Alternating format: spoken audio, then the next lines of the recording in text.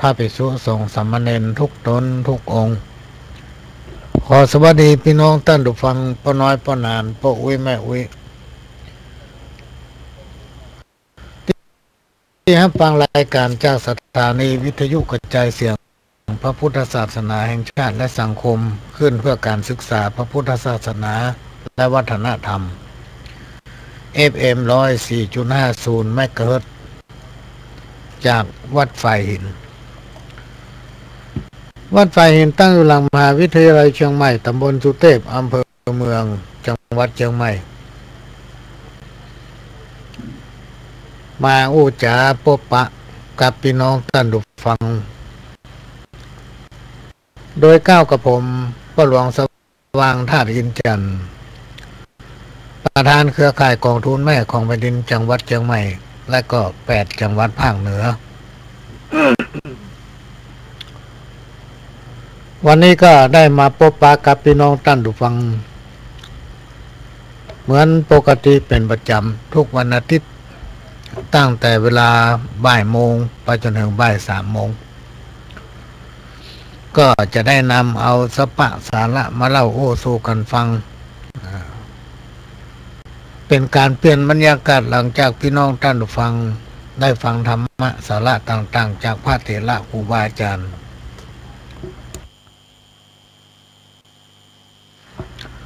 จากป้าน้อยป้านานและผู้จัดรายการของสถานีวิทยุก็มาเปลี่ยนบรรยากาศฟังขโยมเก่าอู้สลับกับข้าวห้ามสารธรรมกรรมเก่า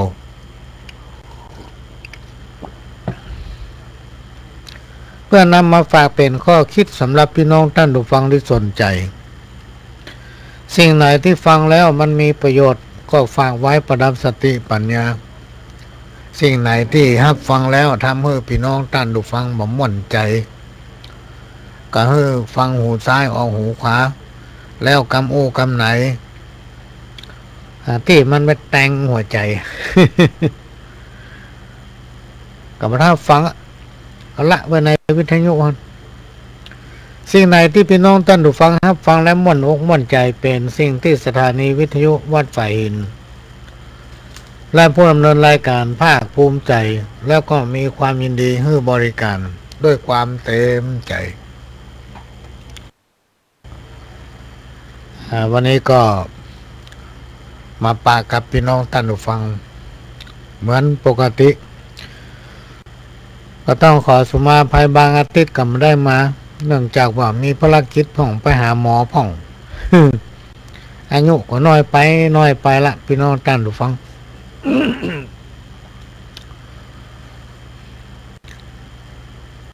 เพราะนั้นก็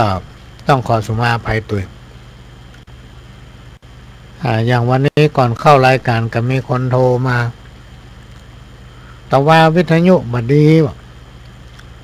เอาไปซ่อมปิ้งมาซื้อทานใส่แล้วนะลองมาเปิดพอมันยังลู่ดังวิอยู่แสดงว่าขึ้นมันอะบัดตรงขึ้นต้องเขาไปปรับใหม่วิทยุมันจะแปลงพี่น้องท่านผู้ฟังถ้าทานินนี่ก็ประมาณ380 50 70แล้วแต่ทาน3 ก้อนถ้าแบบเสียบไฟก็ราคาเดียวกันมันจะแปลงถ้าเป็นยี่ห้ออื่นเนี่ย200ปลายก็มี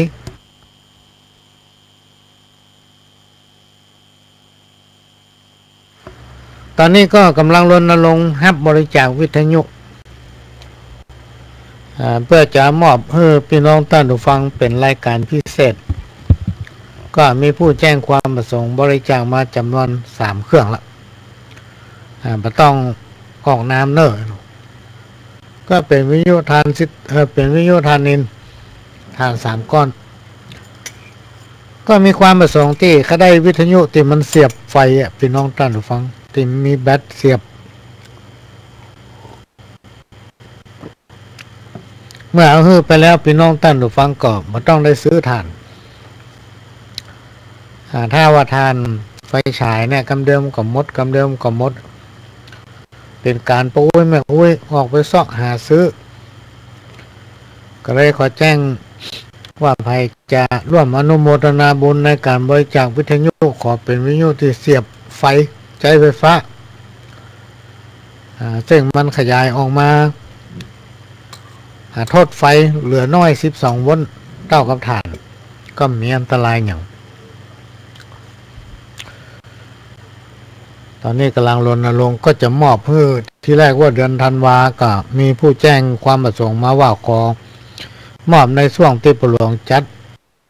ปีนี้จะจัดทำบุญวันเกิดพี่น้องท่านผู้ฟังตั้งแต่เกิดมาจนถึงวันเนี้ยบ่เคยจัดสักเตื้อ ปีนี้ก็จะจัดทำบุญวันเกิดสืบชะตาต่ออายุให้น้อยมัน160เนาะ 120มันน้อยไปกอม40ก็ตามปกติแล้ว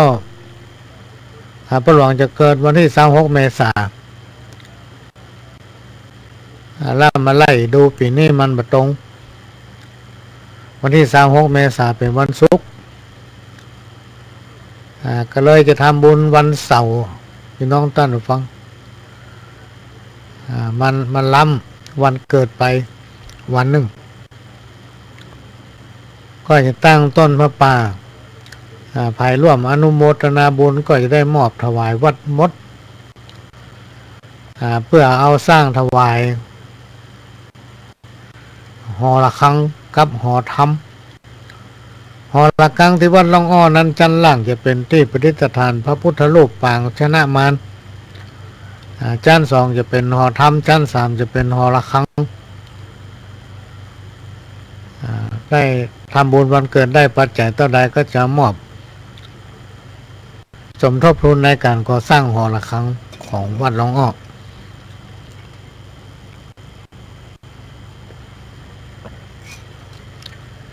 ในวันนั้นก็คงจะมีการมาอ่านข้าวใครที่มาอ่านข้าวก็จะมีรางวัลสินน้ำใจมอบให้ปิกบันในวันเสาร์ดูมันจะเป็นที่27พร้อมที่26เป็นวันศุกร์เมษายนที่ถึงนี้อันนี้ก็ขอแจ้งประชาสัมพันธ์ร่วมอนุโมทนาบุญเพราะว่าตั้งแต่เกิดมาพระหลวงเคยจัดวันเกิด ก็ปีนี้จะจัดให้กรรมและจะนำปัจจัยและได้ถึงหมดสมทบทุนสร้างหอระฆังของวัดล่องอ้อตอนนี้กำลังรอแบบก็ขอเชิญเนอะพระหลวงจะตั้งต้นพระป่าภายเขาได้ซองพระป่าเป็นเล็บทำบ้านทำจองโอ้ขนาดผียังกลัวเสนียดจันไรอุบัติตั้งหลายหนีมดถ้าซองพระป่าปักไว้หั่นนะเอาห้อยตีนจะขาซ้ำเด็ด ลมมามันไกวไปว่าไหวเบิ่งพัดมนอยู่จนอันยังข่าวพอขอเชิญร่วมทำบุญทอดพระป่าพีนีมด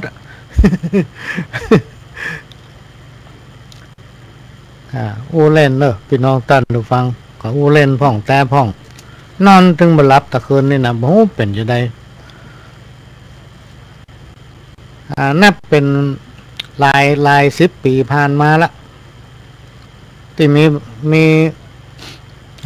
เหตุที่เกิดขึ้นอย่างนี้ก็คือนอนบ่หลับ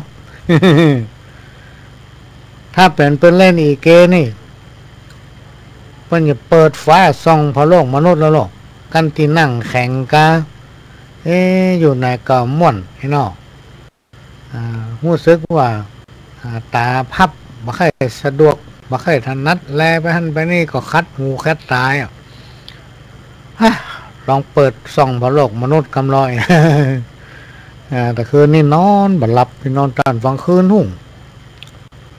มาจนถึงตี 4ก็บ่หลับก็ไม่ได้กึดอย่างนะลูกมาพิมพ์หนังสือได้2 หน้ารู้สึกง่วงนอนต่อประมาณตี 3ไปนอนต่อยังได้มากันถึงบ่หลับถ้าบ่หลับเนี่ยมันหู้จักปวดหั่นเจ็บนี่เนาะพี่น้องท่านผู้ฟังคนเฮาอายุนักนี่นะ นอนหมอม่วนพ่องอะ ก็นอนไงตั้งหน้าหนาวตั้งหลังห้อนมะก็นอนสแกงกัน มันถึงม่วนปิ้นไปกับปิ้นมาท่องนะโมก็ได้พุทโธก็ได้ธัมโมก็ได้สังโฆก็ได้สัมมาอรหังก็ได้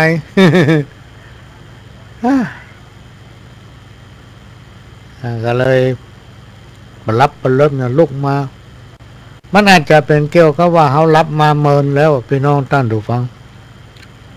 คนเขาเนี่ยเกิดมาก็มีกลางวันกลางคืนกลางวันต้องทำมาหากินถ้าเป็นละอ่อนก็ต้องไปห้ามไปเฮียนพัฒนาตัวเก่าใหญ่ขึ้นมาก็ชอบการชอบงานมีครอบมีครัวมีลูกมีหลาน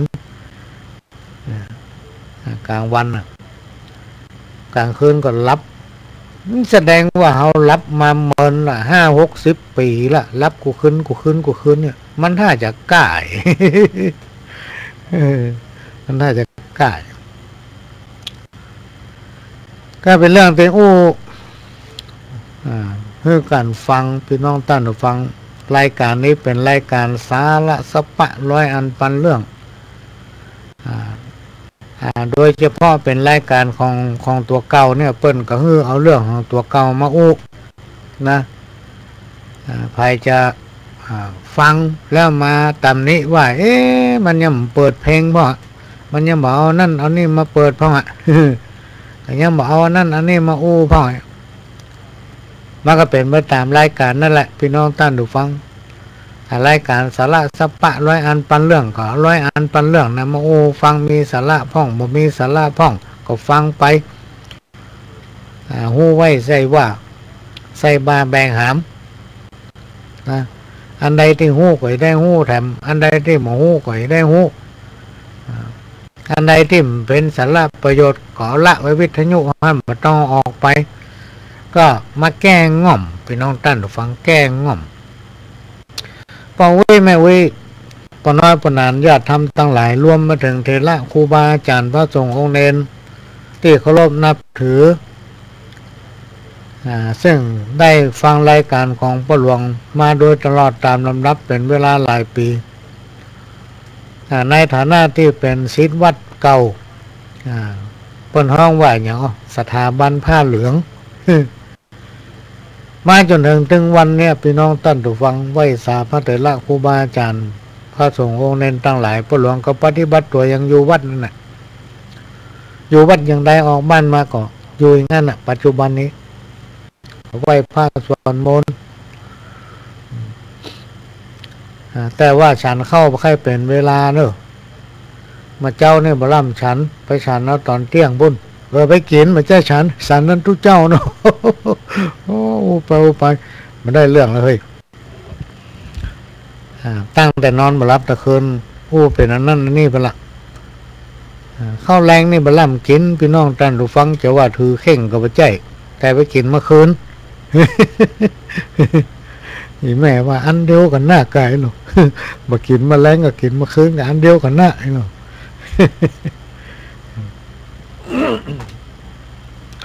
คนเฮาเนี่ยพี่น้องท่านผู้ฟังถ้าอายุย่างเขา30 ไป 40นี่นะ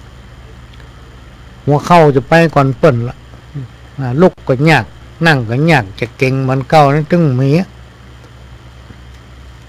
ต่อมากันเดียวก็แขนกันเดียวก็ข้อมือเป็นต้น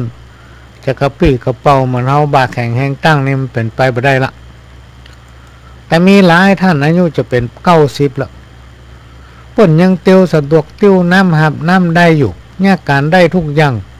กลางวันนี่เขาเนื้อเปิ้นจะพักผ่อนเปิ้นจะเนยจะเพียปุ้นอยู่กลางต้งว่า โอ้ปลูกยาสูบยามอนนี่นะกับผักกาดกับกะหล่ำเนี่ยสุดเจนหูเจนตามีที่เชียงดาวเนี่ยพ่อหลวงก็เปิ้นอย่างมาเก่งเปิ้นว่าออกกำลังไปตัวเนี่ยเป็นคนขยันหมั่นเพียรถ้าวันใดแบบนี้ได้เนี่ยการเมื่อยวะถ้าได้เนี่ยการเมื่อยลุกมาใครขึ้นวะ แปลกแต่เฮาถ้าเป็นเนี่ยการนักอย่างนั้นปิ๊กมาเมื่อยอะเมาะ น่ะมันเหมือนกันนะพี่น้องท่านฟัง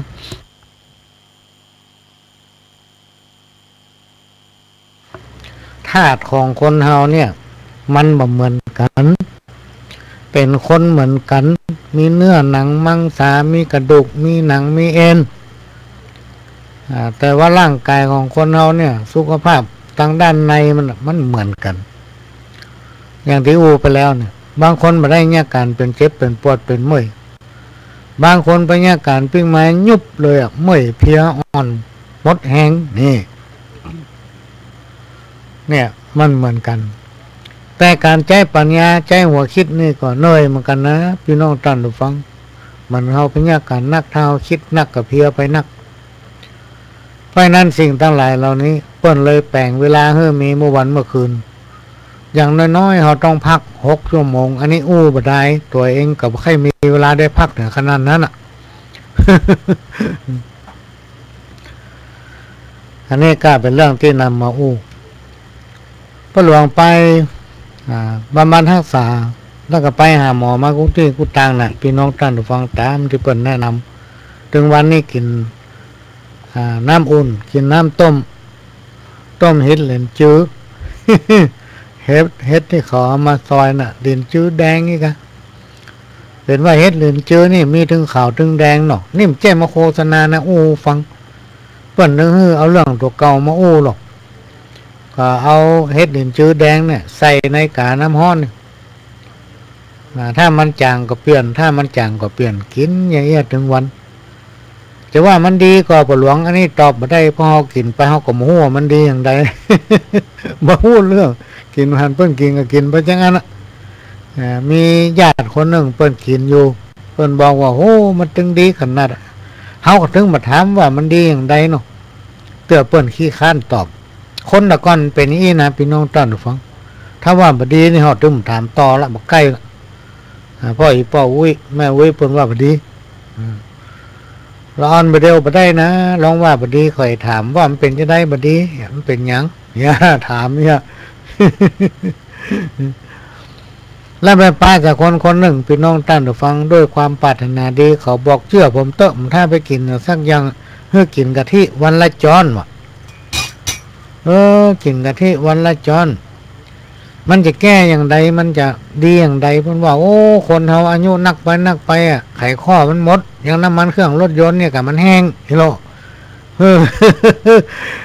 พื่อกินกะทิสดเนี่ยว่ะคาบละจอนวันหนึ่ง3 จอนหรือถ้าบ่ได้กิ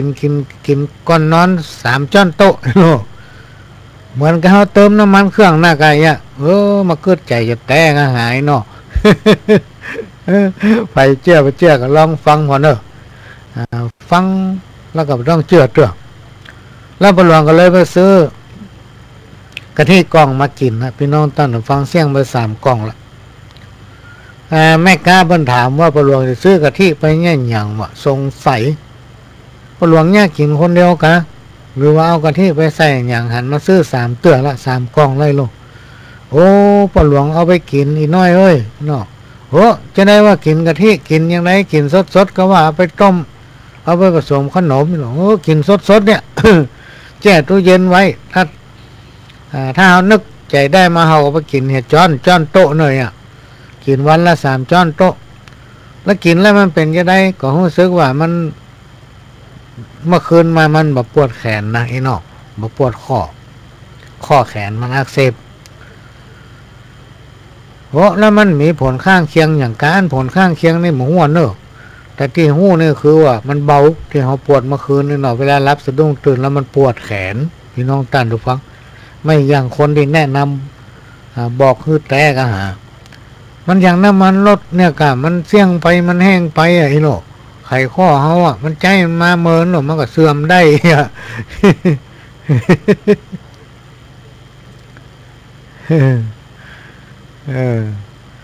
คนจะงามที่ใจใบหน้าคนจะสวยจัญญาบ่ใจตาหวานคนจะแก่ความหูบ่ใจว่าอยู่เมินเกิดมาเมินหรือกำไทยว่าเกิดมานานอยู่มานานคนจะโรยสินทาน บ่ใจว่าบ้านใหญ่โตคนจะดีบ่ใจดีกล้าวาจาหรือว่าดีกล้ากำอุคนจะเก่งวิชาบ่ใจเก่งเพราะแต่งตัวโก้ บางคนนี่แต่งตัวโก้จะไปหั่นไปนี่ปรู้กับมันแต่งตัวใช้เวลาเป็นชั่วโมงวิวาตะแป้งจัดทรงใส่สูทใส่กางเกงดูลิบกีบเอวดูกีบเสื้อถ้าไม่ได้ใส่อย่างนี้ถึงออกบ้านมาได้ อันนี้เป็นห้องคนสะอาด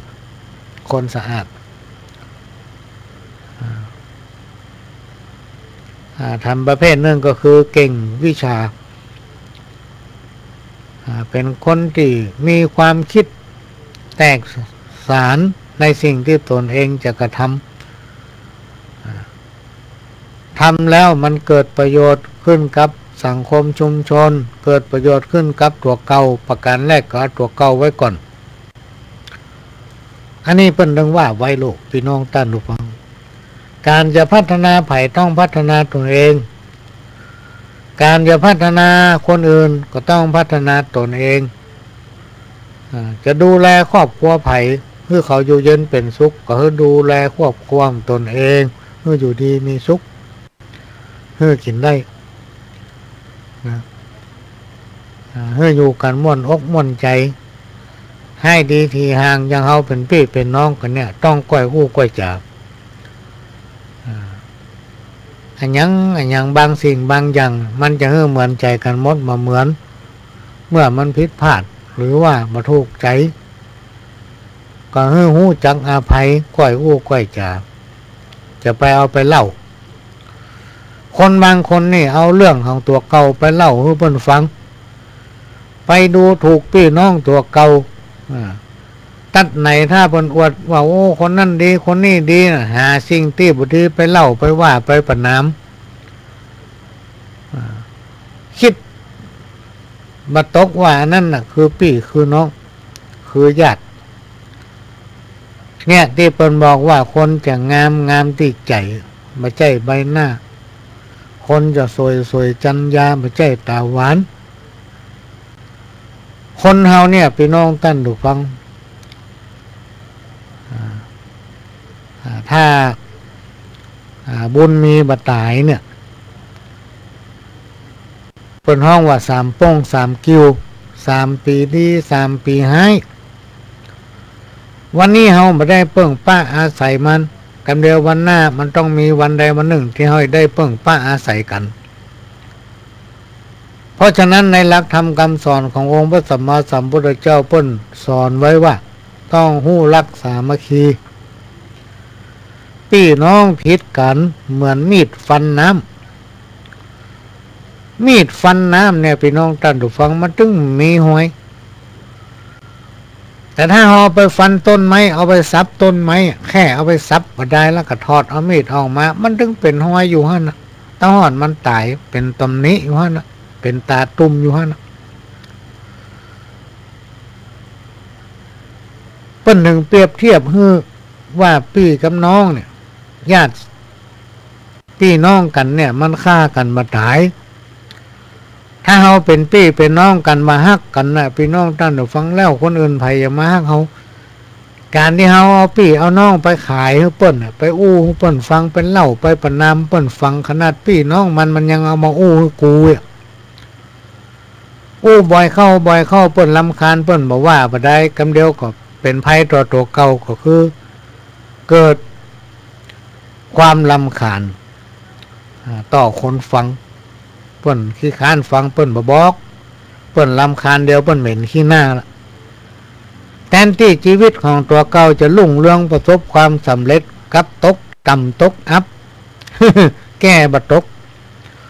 คนประเภทนี้พี่น้องท่านผู้ฟังครูบาอาจารย์ปู่ย่าตายายเปิ้นกล่าวไว้ว่าหิมามากาบ่ขึ้นหิมามากาบ่ขึ้นบ่มีราศีเกิดขึ้นกับตัวเองเพราะมันมักจะประนามเปิ้นคนอื่นมาหาทางแก้ไข บ่ฮู้จักฮืออภัยบ่ฮู้บ่ฮู้บ่ฮู้จักแล้ว กับสิ่งที่เกิดขึ้นความสำเร็จนั้นเหมือนจังยื่นมือมาครูบาอาจารย์เพิ่นบอกสำหรับคนที่เสาะแสวงหาและก็ฝึกฝนเป็นคนที่ซื่อสัตย์ต่ออาชีพคนใดทำอาชีพอย่างก็จ้างพี่น้องท่านผู้ฟังถ้าบ่ซื่อสัตย์ต่ออาชีพบ่ซื่อสัตย์ต่ออาชีพของตนสมมติว่าเฮาประกอบธุรกิจการค้าเฮาบ่มีความซื่อสัตย์กับลูกค้า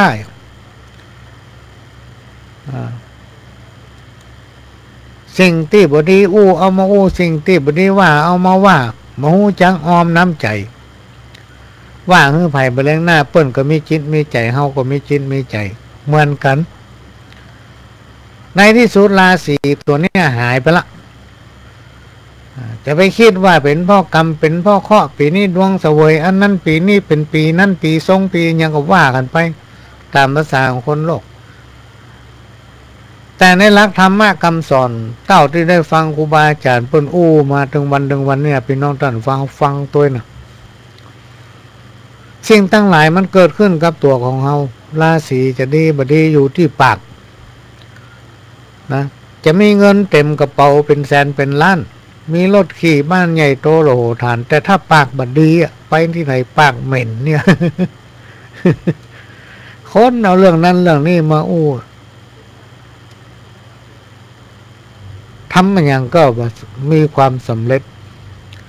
ในโลกมนุษย์ของเฮาตึงวันนี้บ่มีไผไล่ทุกข์บ่มีไผที่จะมีความสุขไปหาคู่ยังเพราะว่าความทุกข์ความสุขนั้นมันเป็นของคู่กันนะมันฮักกับจังเนี่ยมันฮักกับจังเนี่ยพี่น้องท่านฟังมันกู้กันถ้ามีคนฮักก็มีคนจัง ยิ่งในยุคปัจจุบันเนี่ยเป็นยุคอโพโล อโพโลนั้นคืออย่างคือเครื่องยานพาหนะที่นำคนขึ้นสู่โลกพระจันทร์ได้เนี่ยเรื่องนี้มันเกิดขึ้นสมัยพระหลวงเป็นละอ่อนนี่บ่ได้ที่ไปขึ้นไปโลกดวงจันทร์เนี่ยดังมาจนฮอดถึงวันเนี่ยกลายเป็นดาวเทียมส่งขึ้นไปแทนเนี่ยคนไปสำรวจมาก่อนอยู่เลยมีแผนที่โลกมีการจราจรทางด้านอากาศมีสเปซก็เพราะว่าเทคโนโลยีมันมีความเจริญลุดหน้าเมื่อมันลุดหน้าเกินไปพี่น้องท่านผู้ฟังจิตใจเฮาโตยบัดตันปรับตัวเก่าโตยบัดตันสิ่งที่ควรบ่ควรเนี่ยมันสามารถทำไปได้พรวดเดียวทำออกไปละโดยที่คิดบ่ถึงว่ามันจะเป็นเหตุมันก็เฟซไลน์อย่างพวกนี้พี่น้องท่านผู้ฟังเพิ่นทำมามันมีประโยชน์ถ้าเอาใจให้มันเกิดประโยชน์อย่างเฮาไปหั่นไปนี่เฮาหมูที่เฮากดไปเถอะมาเดี๋ยวนี้เฮาจะไปบ้านป่าไผ่นี่เนาะ รอยสเก็ตกดเลยบ้านป่าไผ่บ่อทองตำบลแม่โป่งอำเภอรอยสเก็ต มันได้บอกหรอกมันจะบอกว่าเดี๋ยวเลี้ยวซ้ายกันเดี๋ยวเลี้ยวขวาทำ500 เมตรเลี้ยวหันทำ200 เมตรเลี้ยวนี่อ่ะ ให้มันเก่งนะมันเก่งสามารถไปได้ทั่วประเทศกดมันแต่บางเตื้อมันก็บอกผิดมันกันเนอะตรงไปก็มาถึงแยกมันก็บอกว่าตรงไปไปปะทางตึก มีตายกับป่าโค การปฏิบัติตนก็คือการปฏิบัติธรรมนั่นแหละพี่น้องท่านผู้ฟังในการทำงานตามหน้าที่และการใช้ชีวิตให้บริสุทธิ์ยุติธรรมให้ถูกต้องที่สุดคนเราทุกคนพี่น้องท่านผู้ฟังจะต้องอยู่อย่างมีสติเมื่อมีสติสมาธิก็จะเกิด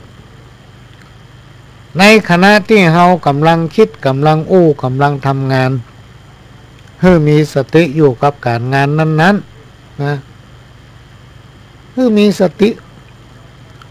คนไหนไร้สติเนี่ยถ้าท่านบกส่วนก็เรียกเขาบกซับหัวมาตีนละ ถ้าท่านกำลังจักไม่จักตอกก็เดี๋ยวมีดเข้ามือแล้วฟันไม้กับพลัดชนะแข้งตัวเก่าเนี่ยห้อมมีสมาธิในการทำงานเป็นต้นว่าเขาเขียนหนังสืออ่านหนังสือก็เดี๋ยวอ่านไปเลยแล้วอย่างนี้เป็นต้นคนเราเวลาทำงานนักเนี่ยพี่น้องท่านผู้ฟังบางทีสติมันก็ตะเลิดได้เหมือนกันอันนั้นก็ดีทำมันนี่ก็ได้ทำเนี่ยทำอยู่หันหมูจังแล้วทำให้ใจพลาดพังหลงลืมได้เพราะฉะนั้นเปิ้นเลยมีข้อคิดสะกิดเตือนใจโดยเฉพาะสมัยในสังคมยุคปัจจุบันที่สังคมชุมชนเปิ้นห้องว่าโลกาภิวัตน์จะต้องเปิดใจของตนให้กว้างยอมรับกับสิ่งที่เกิดขึ้นในชีวิตประจำวัน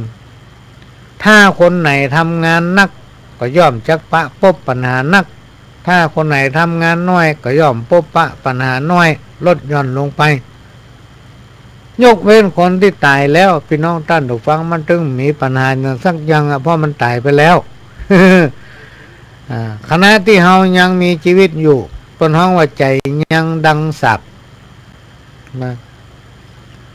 หน้าที่ของเฮาที่รับผิดชอบก็คือหาอย่างมาเลี้ยงปากเลี้ยงท้อง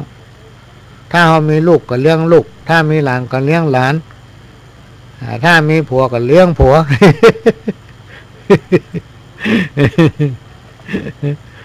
พ่อหลวงเคยไปเวียดนามนี่ไปแจ้ว่าเปิ้นมาอู้มาว่าน่ะเอาไปหันความเป็นอยู่ของคนในเวียดนามโอ้ปัจจัยนี่พี่น้องท่านผู้ฟังมันนึงตุ้ยปึงอังปังกล้ามเป็นมัดปล่อยตัวจะโละจะละนั่งโอ้กันเป็น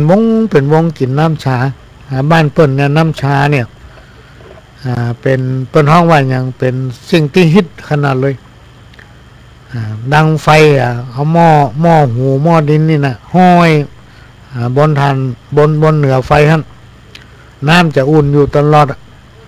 พวกก็จะนั่งโอ้กันให้เป็นวงบางทีก็เล่นมังฮอดไปตัว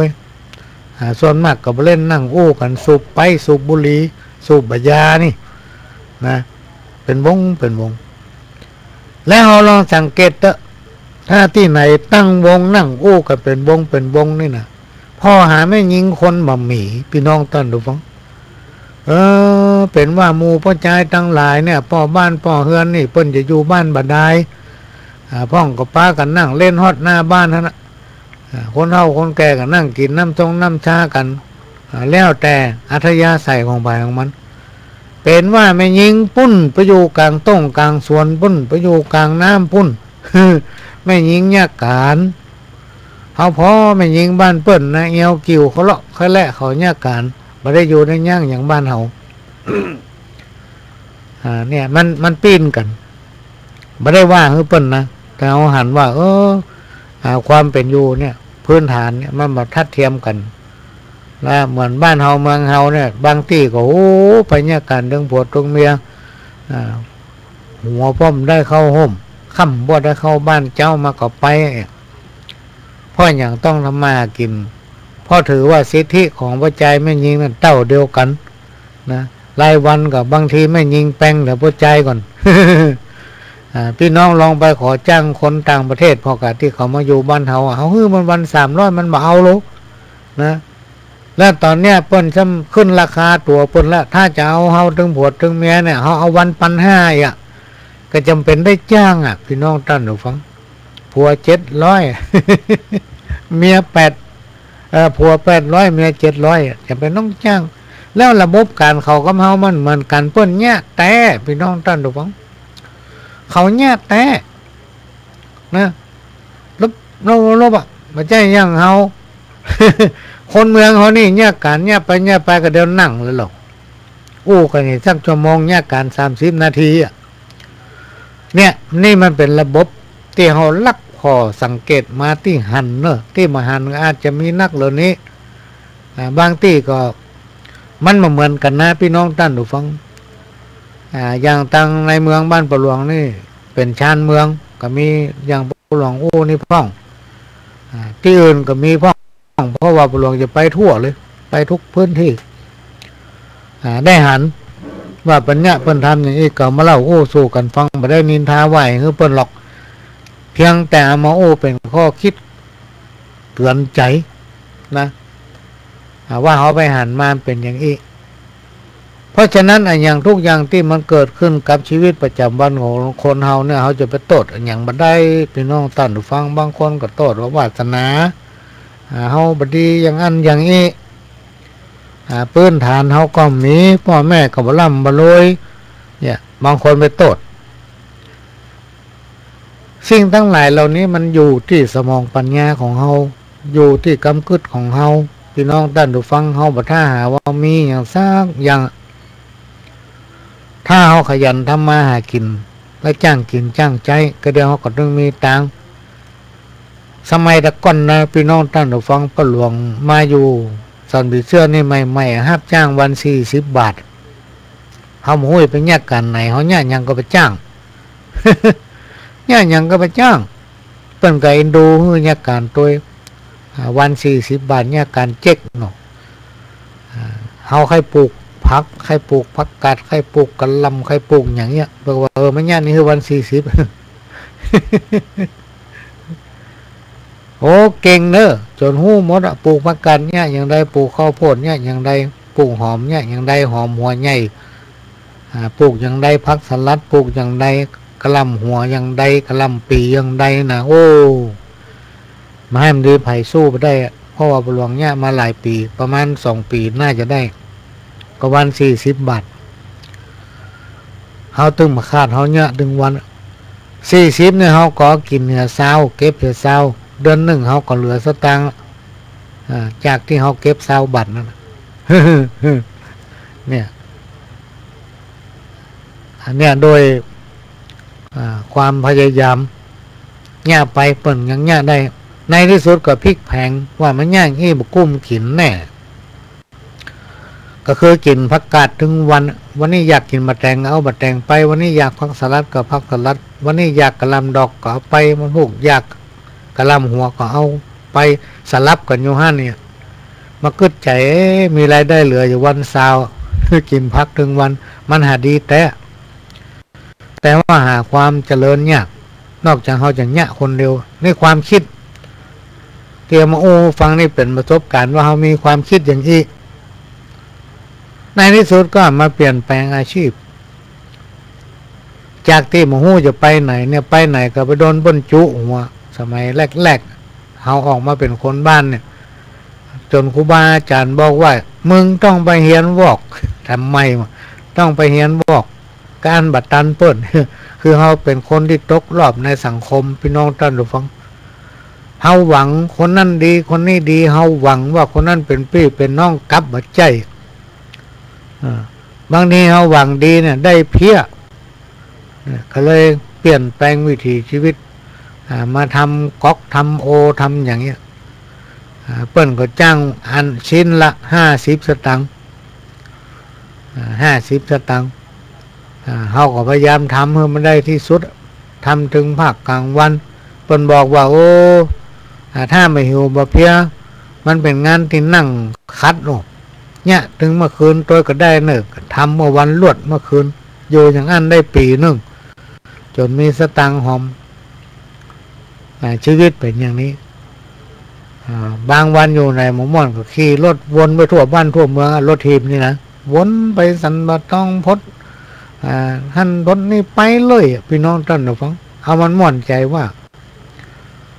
จากการที่เขาขี่รถวนไปวนมาพอเปิ้นได้เหนือ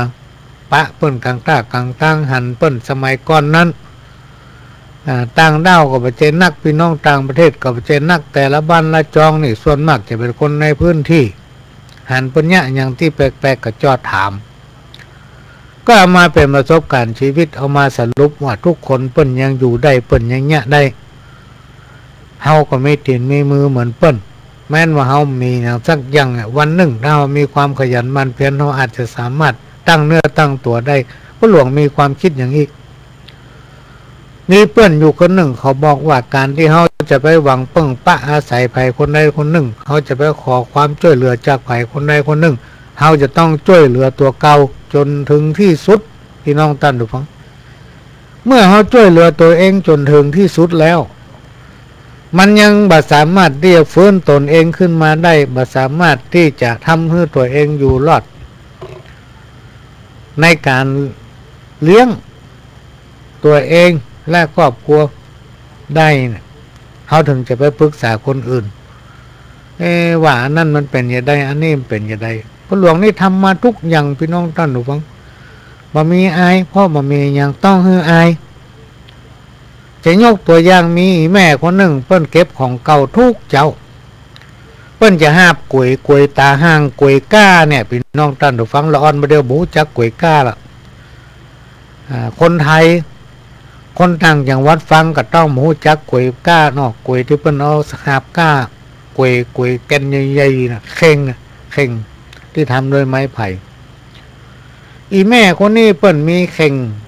หรือว่ามีตะกร้าใบใหญ่ที่สุดนะใหญ่ที่สุดถ้าเปิ้นเอาหาบนี่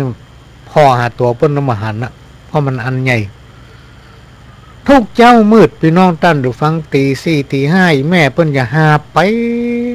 เตียวแวดตำคูเมืองนะพอเปิ้นเก็บขวดก็ดีอันยังก็ดีสปะเป็นกระดาษเป็นกองเก่าเป็นสปะสเปดที่มันสามารถเอามาแยกไว้แล้วเอาไปขายได้เปิ้นก็เอาไปกองไว้หลังบ้านเปิ้นพี่น้องท่านผู้ฟังมีวันหนึ่งเอาไปพอในบ้านเปิ้นโอ้เปิ้นเนี่ยเป็นระเบียบถ้าเป็นกระดาษวันนี้เปิ้นเก็บมาเปิ้นก็ไปแช่น้ำไว้วันพวกเปิ้นเก็บมาเปิ้นก็ไปแช่น้ำไว้ แทนที่จะมากล่องเป็นม่อนดอยเนี่ยเปิ้นไปแช่น้ำไว้ถ้าเป็นขวดเป็นอะไรอย่างต่างๆเป็นแยกไว้เป็นตี้ขวดที่โพไว้ตรงปุ้นขวดแม่โขงขวดขาวใหญ่ๆว่าตรงปุ้นขวดแดงๆเอาไว้ตรงนี้มันเก็บเป็นอย่างและสิ่งที่ประทับใจที่สุดเอาไปหั่นเป็นริมมันนอนอย่างสลีต้นเนี่ยโหอันนั้นอย่างไรแม่กระดาษเองป้าเอากระดาษแช่น้ำไว้ถ้ามันได้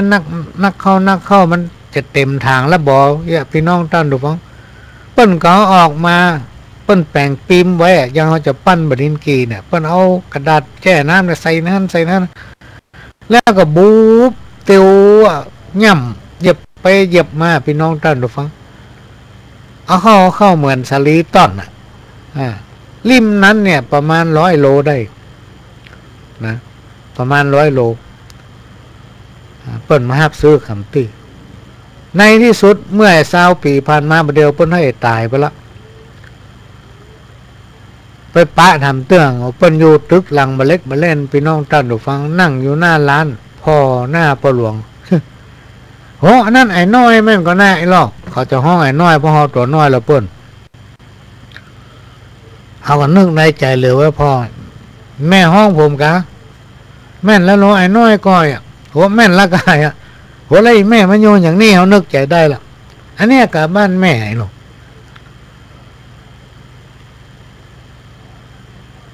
ไล่แม่เนี่ยอย่างขายของนั่งเฝ้าร้านขายครัวแปลงบ้านเสี่ยงเงินจะเป็น6-7 ล้านโอ้ยแม่ไปฟุกที่ไหนมาไปเก็บเงินได้กาขายหวยกาทุ่งหวยกาขายที่ขายโหนกาได้มรดกมากายเนาะไปได้อย่างลูกอีแม่ก็หาครัวมันน่าอย่างลูกหันนะกะหอมไว้ได้5-6 เดือนก็ขายเตื้อบางเตื้อปีนึงก็ขายเท่ามีที่ไว้เก็บไว้ติ๊กเปิดมาซื้อเตื้อนึงก็ได้เงินเป็น6-7 หมื่นว่ะดูพี่น้องท่านดูฟังเก็บขยะรอบในเมืองเนี่ยเอาไปเก็บไม่รักษาไว้แยกไว้เป็นอย่างเป็นอันปีนึงเพิ่นขายเตื้อนึงได้เงิน7-8 หมื่นจนหอมเงินได้เป็นล้านแล้วแปลงตึกหลังมาเล่นโอ้สุดยอดเขาจะไปโทษเกณฑ์ชะตาวาสนาไปโทษกรรมอันนั้นอันนี้บ่ใจพี่น้องท่านฟังมันอยู่ที่ตัวเฮาตัวเราจะต้องรู้และเราจะต้องเปิดใจตัวเก่าให้กว้างจะต้องส่งเสริมทุกคนที่เป็นคนดีและมีความจริงใจในยุคปัจจุบันนี่หาความจริงใจยากพี่น้องท่านผู้ฟัง หาคนที่มีความจริงใจใส่กันเนี่ยมันยากแต่ตีอู้ได้เป็นโตเป็นตะเพราะอย่างตัวเก่านี่โดนมากับตัวต้องฮอดถึงวันเนี้ยพี่น้องท่านดูฟังบ่เคยปะคนจริงใจคนที่จริงใจกับเฮาเนี่ยบ่มีวันใดที่มันได้เบิ่งเฮามันก็ว่าเฮาดีวันใดที่มันบ่ได้เบิ่งเฮามันก็ว่าเฮาบ่ดีนี่เป็นต้นทุกบ้านจะเป็นอย่างนี้โดยเฉพาะผู้นำเนี่ยพี่น้องท่านผู้ฟังถ้าเฮาไปบ้านพ่อหลวงคนใดเฮาหมู่ที่เฮาไปถามไปปะแต่คนที่เพิ่นชอบกันเพิ่นก็ว่าโอ้พ่อหลวงเฮานี่เก่งอย่างนั้นอย่างนี้เก่งพ่องเป็นคนดีมีเมตตาดูแลพี่น้องชาวบ้านเหมือนพี่เหมือนน้องเนี่ยมาฮักบะจังไผอันไหนดีก็ว่าดีอันไหนบ่ดีก็ว่าบ่ดีถ้าไว้ป้าจะเป็นคนดีแต่ถ้าเอาไว้ป้าใส่คนนี่มันบ่ชอบกันนะมันตึงอู้เฮาฟังเป็นซาวเรื่องมันบ่ดีแบบบ่ดีอ่ะคนประเภทเนี่ยการศึกษามันพัฒนาตัวเก่าเปิ้นฮ้องว่าสันดานมันต่ำมันจะมีพี่น้องท่านดูฟังแม่นแต่ตัวผู้หลวงเองนี่ก็โดนมากับตัวหลานแท้ๆมาหาไปถามคนหนึ่งว่าบ้านผู้หลวงอยู่ทางใดผู้หลวงเปิ้นจะได้พ้องหาเมื่อลำได้ปลาเปิ้นบ่เป็นไรอย่างนั้นอย่างนี้เล่าให้เปิ้นฟัง เรียกว่าเป็นคนที่บ่พัฒนาตนเองเป็นคนที่จิตใจแคบบ่เปิดใจตนเองให้กว้างแล้วบ่ยอมรับกับสิ่งที่เกิดขึ้นในชีวิตประจำวันการที่ไปว่าให้เปิ้นถึงว่าเราคนเท่าตะก้อนเปิ้นบอกถ้าเฮาจี้ใส่ไผ่พี่น้องท่านผู้ฟัง3 นิ้วเนี่ยเข้าหาตัวเก่าเฮาแจ้งเปิ้นมันกับแจ้งให้เปิ้นตายเนี่ยครูบาอาจารย์บอกว่าบัดดีแท้ๆเลยเฮาจะตายก่อนเขา เปิ้นมีเรื่องเป็นปุคลาธิฐานธรรมแนะนำมือฟังมีคนหนึ่งไปได้เมียมีลูกคนหนึ่งอายุใหญ่ละอายุ20ปลายละในบ้านเมียมีลูกคนหนึ่งเป็น2 คน3 คนนึงตัวเก่า4 คนนึงแม่เมียก็เลยมีความคิดพี่น้องท่านผู้ฟังไว้กูจะได้เงินล้านมันไม่ยากมันต้องยากอย่างทำเมื่อกี้ปีก็ได้เงินล้านเป็นกำไรเอาถึงแม่เมียเอาถึงเมียถึงลูกไปเข้าอย่างเป็นห้องว่าเงินตายพี่น้องท่านผู้ฟังแล้วก็นั่งรอกินไปที่ไหนก็ไปโอ้โหสบายแล้วถ้าแม่เมียตายกูก็ได้เมียกูตายกูก็ได้ลูกเมียตายกูก็ได้คิดว่าจะได้เงินเป็นล้านในเมื่อกี้ปีเนี่ยไม่ต้องลงทุนอย่างเอาเข้าเงินอันนั้นเงินตายละตายปุ๊บก็ได้สบายละพี่น้องอยู่มาเมื่อวันนั้นเท่าใดตัวเก่าลุต้องพี่น้องท่านผู้ฟังตาต้องอองก็ว่าไปหงยาหมอช่วยบ่ได้เป็นปีเข้าตายครับหงยา จะเปิ้นตายมันตายก่อนเปิ้นเริ่มได้สักอย่างอันนี้จังทุกขังอนัตตาบ่มีไผมีอำนาจเหนือมันและไผก็บ่สามารถบังคับกำหนดกฎเกณฑ์มันได้เพราะทุกอย่างมันบ่มั่นเที่ยงหรือมันบ่เที่ยงแต่แน่นอนเมื่อเฮาฮู้ว่ามันบ่เที่ยงแต่แน่นอนอันยังทุกอย่างในโลกมนุษย์ของเฮาถึงวันนี้ทุกชีวิตทุกวิถีก้าวของการเดินทางชีวิตมันจะต้องพบปะกับนานาปัญหาทุกข์กับสุขเป็นของธรรมดาที่เฮาต่างก็จะต้องพบปะกับสิ่งที่กล่าวมาแล้วถ้าคนเฮาทุกคนยอมรับความจริงจิตใจบ่ไปยึดติดจริงจังกับเรื่องราวปัญหาต่างๆเรื่องที่แล้วก็แล้วไปโคนมาพิษกันเหียบ่ได้ สิ่งมาแล้วก็มันแล้วไปเหียอาภัยกันบ่ต้องผิดกันเพราะมันถึงบ่โป้นกันในที่สุดมันก็จะตายเฮาก็จะตายไปผิดกันนี่อย่างในก็เกิดมาปบปะกันแล้วชาติเนี้ยที่เฮาเป็นคนแล้วในโอกาสที่เฮาจะเกิดมาเป็นคนทำเนี่ยมันจะมีหมูเราต้องคิดอย่างนี้นะพี่น้องท่านผู้ฟัง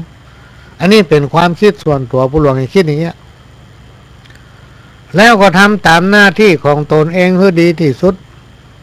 สิ่งใดที่มันทำเมื่อเฮาทุกอกทุกใจอย่าไปสนอย่าไปคิดอย่าไปเอามาขำอยู่ในจิตในใจถ้าคืนเฮามาทิ้งสิ่งตั้งหลายเหล่านี้เฮาจะเป็นทุกข์เป็นคนที่ตอมใจเพราะทุกอย่างมันตึงเหมือนใจเฮาภัยจะเป็นยังได้จะมีอันอย่างกันแล้วแต่นั้นมันเป็นเรื่องของภัยของมันนะพี่น้องท่านผู้ฟังสิ่งที่เฮาจะต้องทำในฐานะที่เฮาอยู่ร่วมกันในสังคมก็คือมีความสมัครสมานส่งเสริมความสามัคคีช่วยเหลือคนที่เป็นทำความดีงามสิ่งไหนที่บดีจะไปส่งเสริมมันภัยจะเป็นยังได้ก็จ้างต้องปฏิบัติตนเองให้ดีเหมือนกับการปฏิบัติธรรมการปฏิบัติธรรมก็คือการปฏิบัติตนอันนี้เอาหลักของธรรมะที่เอามาแปลสิ่งที่ได้ยินได้ฟังมาเอามาอู้แล้วก็ประสบการณ์ของตนเองที่ผ่านมาเนี่ยเอามาเล่าให้ฟังพี่น้องท่านผู้ฟังปัจจุบันนี้เป็นยุคตัวภัยตัวมันบ่ใช่เหมือนสมัยก่อนบ่ใช่เหมือน40-50 ปีก่อนแล้วถึงวันเนี้ยเมื่อ40-50 ปีก่อนนี่ขอกันกินได้พี่น้องท่านผู้ฟังถึงวันนี้ไปขอยังไปกินได้พอกะค่ำมาปิดประตูบ้านหมดบ้านติดกันเพิ่งป้าอาศัยกันก็ยากแล้วคนเอาทุกวันเริ่มจิตใจแคบเริ่มจะเอาตัวรอดเหมือนกับไก่ที่เคลียเข้าหาตัวเองติ๊กแล้วมันจะเข้าในทำนองที่ครูบาอาจารย์เปิ้นเคยว่าไว้เปิ้นว่าคนไหนถ้ามันบอกว่าอย่างเฮ้อไผ่คนนั้นมันบ่ใช่คนเนี่ยครูบาอาจารย์เปิ้นว่าเพราะฉะนั้นความจริงใจพี่น้องท่านผู้ฟังความจริงใจต่อกันและกันจะทำให้สังคมชุมชนนั้นอยู่ม่วนเกิดความฮักความสามัคคีความพร้อมเพรียงจะเกิดขึ้นได้กับคนในสังคมนั้นๆก็ต้องมีความจริงใจเป็นประการสำคัญการหันแก้ตัวเป็นสิ่งที่บัดดีเลยถ้าในสังคมไหนมีคนหันแก่ตัวนักสังคมนั้นแย่มากเพราะมีคนบ่ทำตัวยังให้กับสังคมโดยเฉพาะการเป็นผู้นำคนเนี่ยพี่น้องท่านผู้ฟังถ้ายังมีทิฐิถ้าทิฐิในทางดีบอกว่าแต่ทิฐิกลัวเปิ้นเหลือกลัวเปิ้นล้ำหน้ากลัวเปิ้นเป็นดีเป็นผู้นำบาได้คนประเภทนี้อันนี้เป็นสิ่งที่นำมาเล่าโอ้สู่กันฟังฝากไว้เป็นข้อคิดการดำรงชีวิตอยู่ถึงวันนี้สิ่งที่เฮาทุกคนปรารถนาคือขอให้พ้นทุกอันหยังคือทุกทางใจทุกทางกายเพราะความทุกข์มันทำให้งุนงิดฟุ้งซ่านความทุกข์มันทำให้คนเฮากึดนักนอนบ่หลับแต่ว่าพอหลวงนอนบ่หลับตะคืนบ่ได้กึดอย่างนะพี่น้องท่านผู้ฟังบอกมันเป็นยังไงตะคืนนี้บ่กึดอย่างสั่งอย่างนะนอนอย่างใดมันถึงบ่หลับต้องฮอดตี 4ก็เลยบ่หลับบ่นอนอย่างสักกรรมลุกมากึดกูนอนมาได้60 ปีแล้วมันถ้าจะก่ายเนาะวันนี้ก็มานั่งตั้งท่าทำหนังสือทำนั่นทำนี่จิ๊กจ๊อกพอมันจะมีเรื่องมีราวอย่างกะบนโลกนี่มหันมีอย่างโอ้ย พู พุทโธก็ได้ธัมโมก็ได้สังโฆก็ได้สัมมาละหังก็ได้นับ1 ถึง 100เป็น20 รอบ มันก็บรรลับเนี่ยคนเฮาเนี่ยพี่น้องตั้นดูฟังคนเฒ่าคนแก่เปิ้นบอกถ้าขึ้นนักเนี่ยโอ้มักจะนอนบรรลับกินข้าวบรรลับแล้วเปิ้นหลวงนี่จะแปลกเลยเปิ้นนี่บางคนจะว่าให้มันอู้เรื่องของมันนั่นละอู้เข้าตัวมันติ๊กๆไอ้หรอก ก็เป็นรายการของเปิ้นให้อู้เรื่องตัวเก่าพี่น้องท่านผู้ฟังเปิ้นให้อู้เรื่องตัวเก่านะรายการนี้เป็นรายการที่นำเอาสาระธรรมสปะสาระมาเล่ามาอู้ให้ฟังค่าๆมาจมให้ฟัง อันใดที่มันเป็นข้อคิดถ้าก็นำไปคิดอันใดที่มันเป็นข้อคิดมันมีสาระก็จงวิทยุหั่นนะคนเฮาขึ้นนักนี่นะพี่น้องท่านผู้ฟังนอนบ่หลับแต่ปะหลวงนี่ถ้าขึ้นนักนี่หลับติ๊กๆเฮ้ย แปลกเป็นคนที่แปลกเหลือเปิ้นถ้าช่วงไหนเฮาขึ้นนักนี่นะมันถึงขั้นหลับติ๊กๆ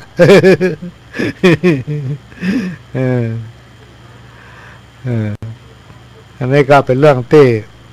นำมาเล่าโอ้สู่กันฟังพี่น้องท่านผู้ฟังก็จะเปลี่ยนบรรยากาศสักคำเลยพี่น้องท่านผู้ฟังโอ้มาโอ้ได้ชั่วโมงพอดี วันนี้โอ้ได้ชั่วโมงหมอเปิ้นบอกว่าเปิ้นหลวงเพื่อเจ้าหมอเนอะในช่วงประเดี๋ยวเนี้ยกระดูกคอเปิ้นหลวงเนี่ยพี่น้องท่านฟังมันเคลื่อนเนาะกระดูกไหล่เนี่ยมันเสื่อมกระดูกคอมันเคลื่อนถ้าเอาโอ้นักเนี่ยมันปวดนะมันปวดลงไหล่ไปแปลกเหมือนกันมันน่าเกี่ยวกันถ้าโอ้นักมันปวดจะปวดมาต้นคอแล้วลงไหล่ต้องได้กังคอแต่พ่อหลวงมาให้กังเพราะมันอึดอัดมันฮ้อนที่นี่หมอบอกว่าพ่อหลวงจะไปอู้นักคือพักผ่อนนัก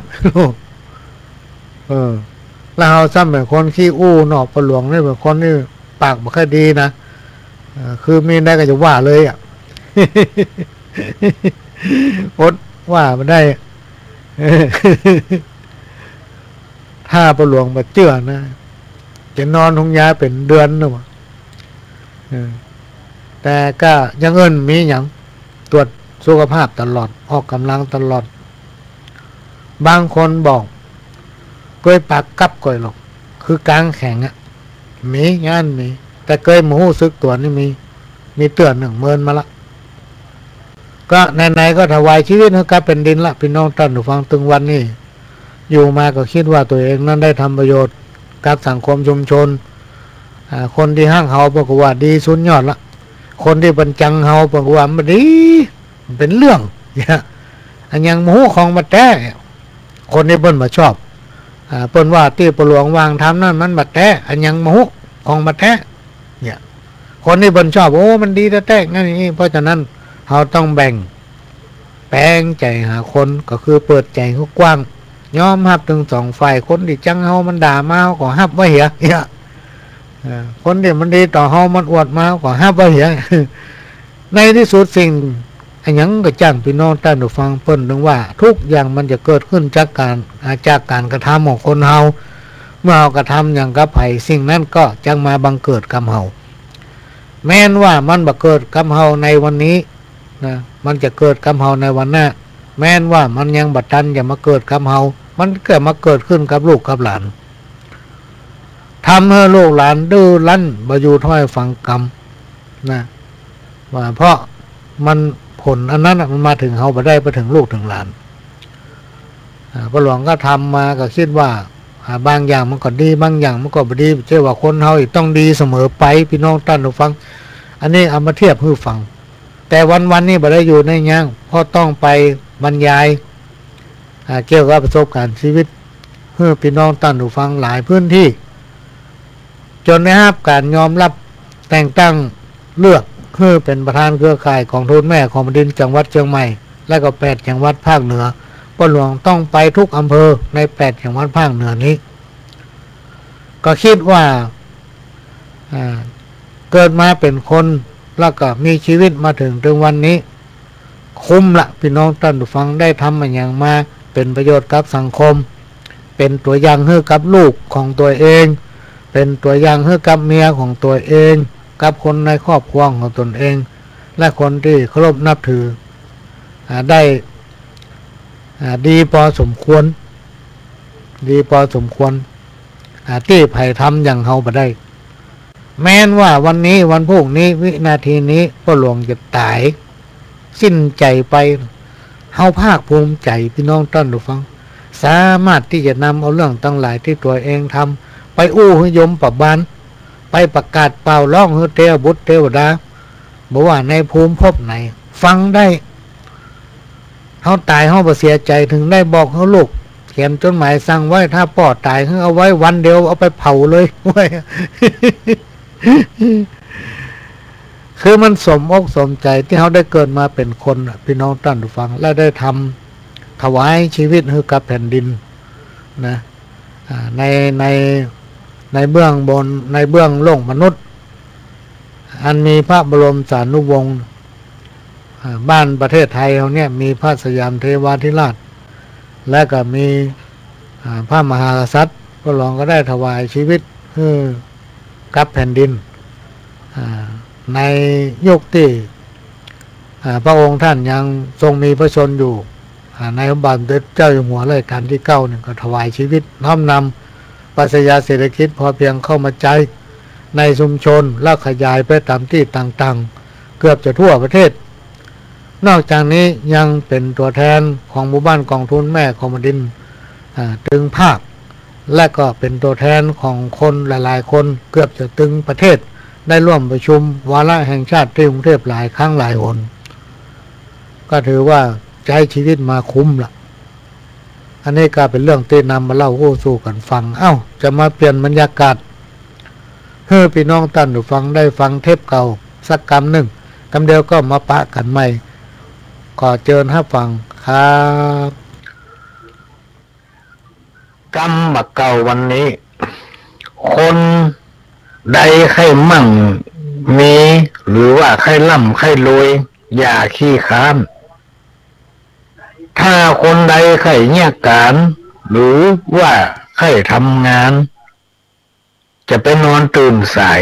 หรือว่าจะไปรับลูกขวาย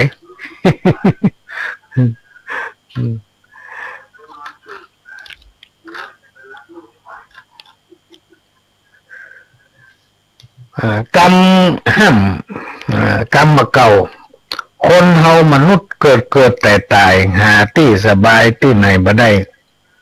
มัจจุราชกรรมจังนำมาใกล้จะตายวันใดบ่รู้เมื่อถึงข้าวกรรมมันมาส่งโยถึงเฮาทุกผู้นายคนบอกว่าคนทุกคนมีคนจนเจ้าคนนายคนก็ตายหมดเสี่ยงถึงจะเป็นเจ้าจ้างหรือมหาเศรษฐีชื่อเสียงบ่ดีไผ่บ่อวดอ้างชื่อเสียงเฮาดีถึงแม้นว่าจักตายกระด้างก็มีคนอวดอ้างยินดีอันนี้ก็เปรียบเปรยว่าแม้นว่าจะมั่งมีเงินทองสมบัติพัฒฐานมากมายขนาดไหนถึงขั้นเป็นเศรษฐีแต่เป็นคนบัดดีพี่น้องท่านผู้ฟัง ไอ้คำว่าบัดดีนี่มันถึงมีหันสปะคนประเภทเนี้ยไปที่ไหนไปบ่ยินดีสอบสู้แต่ถ้าเขาเป็นคนดีมีคุณธรรมมีน้ำใจอบอ้อมอารีมีความจริงใจมีความชัดแม้นว่าเขาจะสิ้นอายุตายไปก็จะมีคนยกย่องสรรเสริญมดงามมักน้ำมันหมูศัตรูมักใส่ต้นคนขี้โกรธมักเสียเข้าเสียของคนจ่องหองบ่มีเปื้อนคนบ่ลงบ่เลื่อนเปื้อนจังสลิดคนมีความผิดจังแปลงหน้าโศกเศร้าคนมักเล่าก็มักจิ้นมักปลาเป็นอาหารแม่มารเต้นมักส้มคนเท่าขี้จมลูกหลานจังคนขี้จิบ่มีเปื้อนป้องคนมักแต่งมักย่องบ่มีเงิน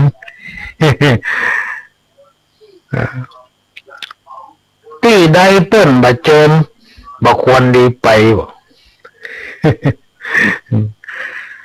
โลภการโลภงานจักได้เป็นดีโลภอิทธินารีมีเมียหลายคนนี่จะได้เป็นขี้ข้าโลภเสื้อโลภผ้าจังวินาศสิบหายเลี้ยงหมูหลายเพิ่นว่าจะตายเป็นขี้เปี้ย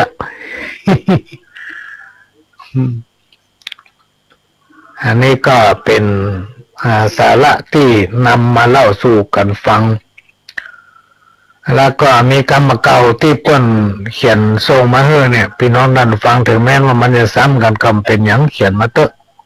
ตอนนี้ก็มีที่สถานีหลายฉบับตัวหลวงก็ไม่ได้ไป ไม่ได้ไปยื่นสถานีเลยก็เอาไว้ก่อนเดี๋ยวก็มาอ่านกัน แล้วก็ในช่วงเดือนธันวาก็จะมีการแจกรางวัลสินน้ำใจสำหรับผู้ที่เขียนข้าวห้ามส่งมาก็มีวิทยุ3 เครื่องเนอะพี่น้องท่านผู้ฟังถ้าว่ามีคนส่งเอกสารจดหมายสารธรรมกรรมเก่าข้าวห้ามมานักเขาก็จับฉลากเอาวางไว้จะได้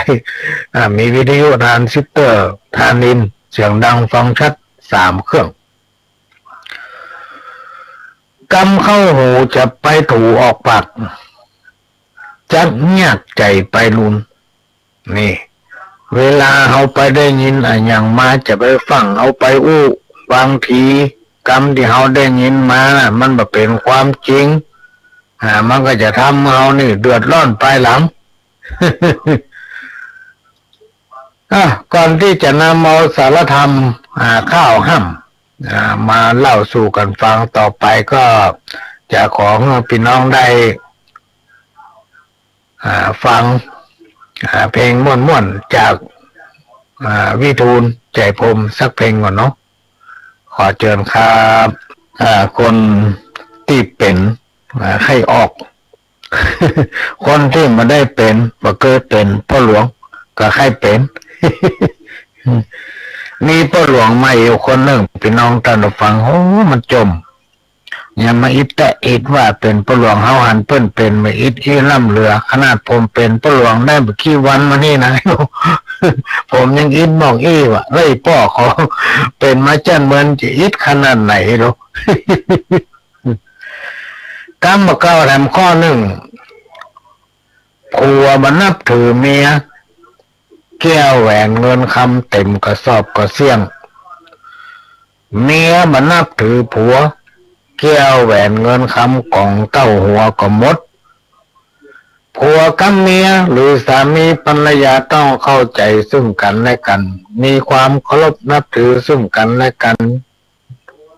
ถึงจะมีชีวิตครอบครัวอยู่เย็นเป็นสุขและก็ยืนยาวกรรมโบราณทำกรรมหนึ่งพี่น้องท่านผู้ฟังที่เป็นคติเป็นนายฮือฮักหมู่ถ้าเป็นปู่ฮือฮักหลานเป็นผู้รักผู้ใหญ่ผู้เฒ่าผู้แก่จะไปมัวเมาอำนาจโลภะตัณหาเท่าแก่แล้วบดีเป็นว่าบดีเป็นหัวหน้าเป็นเจ้าเป็นนายเนี่ยจะต้องรู้จักฮักลูกน้องดูแลและก็สั่งสอนให้ลูกน้องของตนเองเป็นคนดีจะไปมัวเมาอำนาจเอารัดเอาเปรียบผู้ที่ด้อยโอกาสกวดตนวางตัวให้เป็นตัวอย่างแก่คนอื่นๆ เพื่อเขาจะได้นำไปปฏิบัติปลาตัวหลวงจังตายน้ำตื้นคนที่อวดว่าตัวเองฉลาดมักจะพลาดเสมอ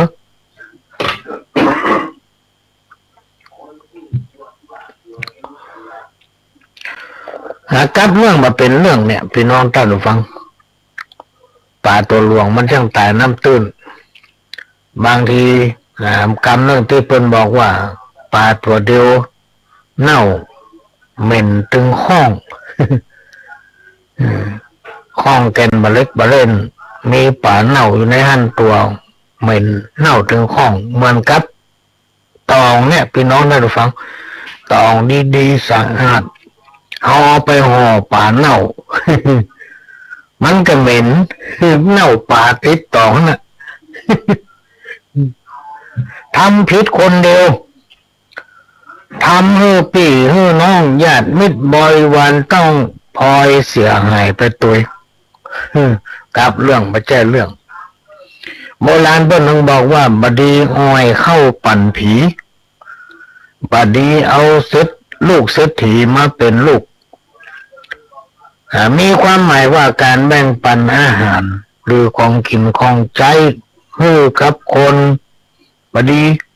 หรือว่าคนหายคนที่มันมีความกตัญญูบ่ฮู้จักคุณไผเนี่ยถ้าเอาให้การช่วยเหลือมันต่อมาภายหลังมันอาจจะปิกมาทำร้ายเฮา จะไปเอาลูกคนรวยมาเลี้ยงเอาลูกคนรวยมาเลี้ยงมันเคยอยู่ยังสบายพี่น้องได้ฟังจัดยังก็ได้ใครกินนี่ก็กินใครไปไหนก็มันก็ไปแล้วฐานะเอาหมกค่อยดีเท่าใดเอาลูกเศรษฐีมาเลี้ยงตายครับตายครับ พอเลี้ยงมันได้กันแล้วมันหนีไปเสียบดีแกว่งตีนหาน้ำหรือว่าบดีแกว่งตีนหาเสี้ยนจะไปแกว่งตีนหาน้ำก็คือบุคคลไปยุ่งกับเรื่องราวของคนอื่นที่มันไม่ใช่เรื่องของเรามันจะทำให้เรานั้นเดือดร้อนเปื้อนกินหาง่ายเปื้อนตายหายากเปื้อนดีเปื้อนแท้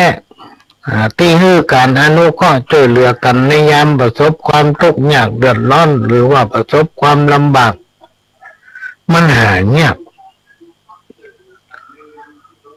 ส่วนเพื่อนที่คอยร่วมสุขร่วมทุกข์ร่วมสนุกสนานเนี่ยมีนักพี่น้องนั่นฟัง เพื่อนเจ้าคบหาสักกี่คนก็ได้แต่เพื่อนตายนั้นบ่มีเพื่อนกินนี่มีเปลือกพอมีปัญหาขึ้นมานี่หายเสียหมด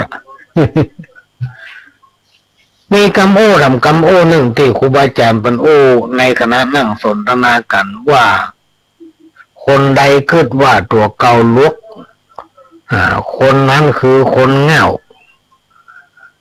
คนที่คิดว่าตัวเองเหงาคนนั้นคือคนลุกคนฉลาดคนจะดีมันตึงดีแต่ผ้าอ้อมปอกคนจะวอกผมงอกเต็มหัวมันก็ตึงวอก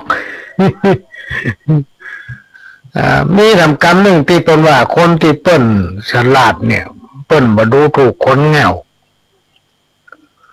คนเราจะต้องพึ่งพาใส่กันสักวันหนึ่งพี่น้องท่านผู้ฟัง เปิ้นไม่ดูถูกกันบุญญาปาละพระปอปิตามีเต้าได้จากฟังเนอลูกเต้า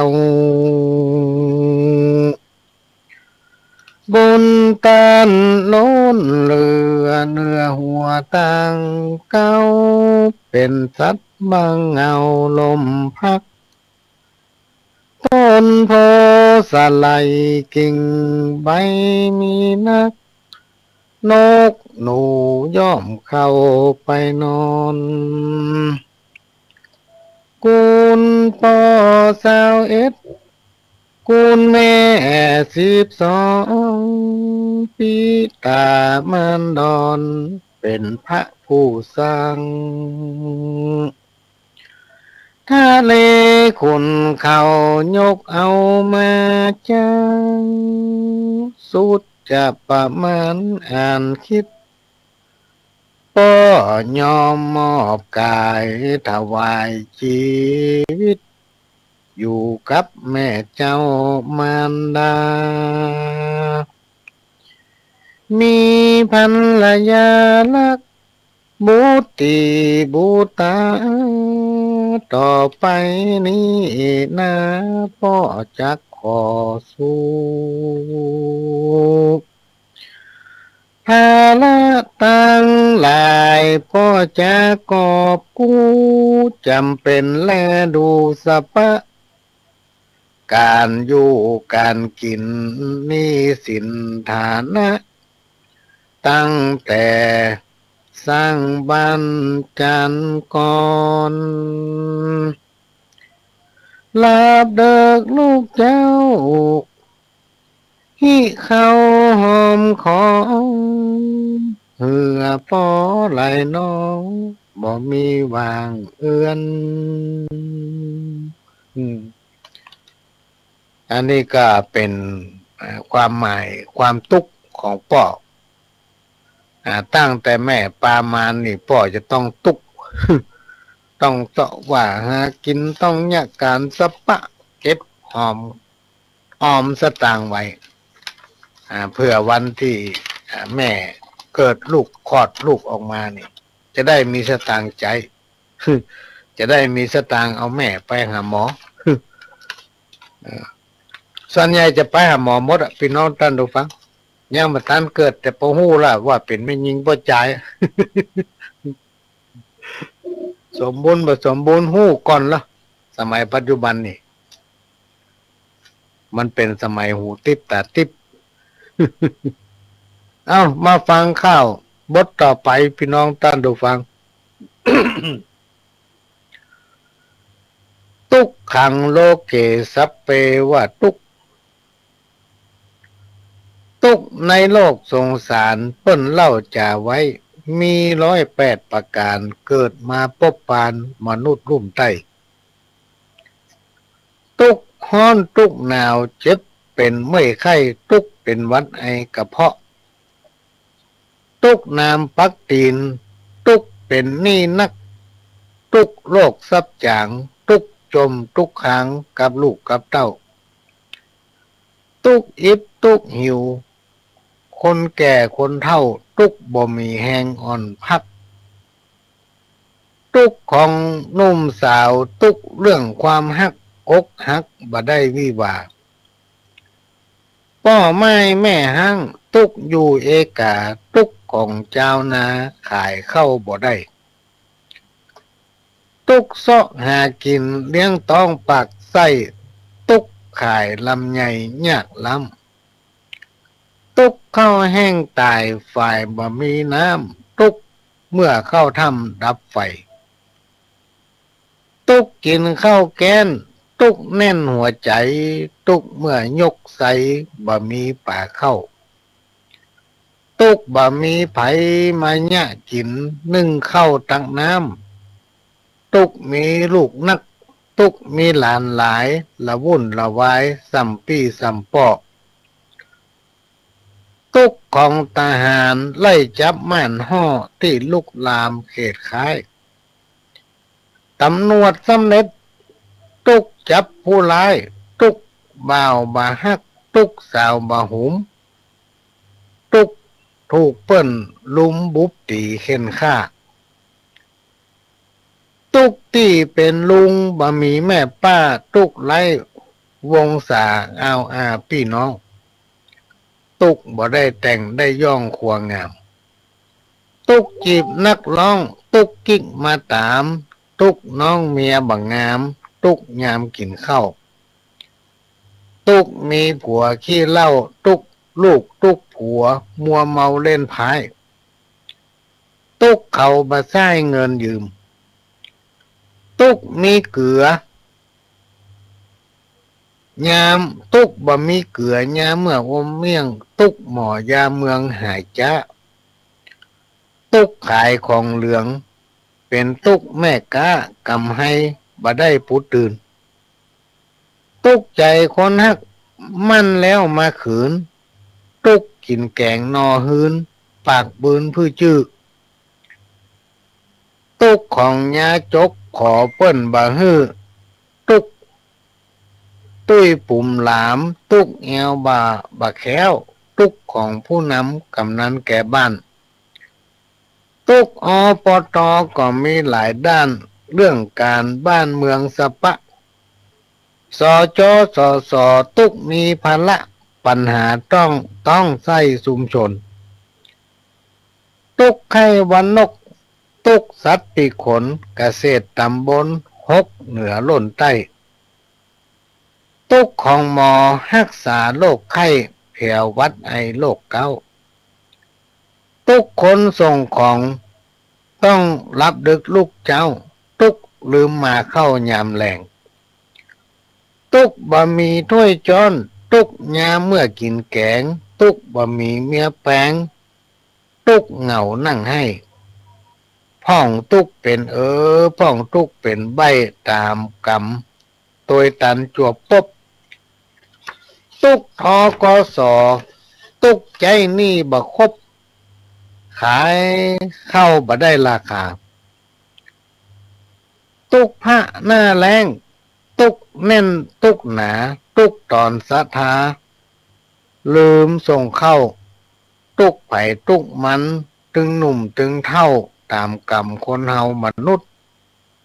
ตุกยามเมื่อเป็นตุ่มมืนหายาทาบ่มุดตุกยามเมื่อห่มผ้ามันขันตุกมนปุ่งนี้ที่ว่าสักกันบ่เต้าเตรียมตันเต้าตุกตัวข้าตุกใจเป็นครูอยู่กองทัพหน้าปลูกฝังปัญญาความคิดสอนลูกสอนหลานเก่งกล้ามีฤทธิ์ฮือคิดล่ำสร้างความดีฮักพี่ฮักน้องฮักซักฮักสียาบ้ายาอีบดีเข้าใกล้ฟังคำสั่งสอนวิงวอนเก่าจี้ฮือเว้นจากห้องอาบาย ก็พี่น้องที่สนใจ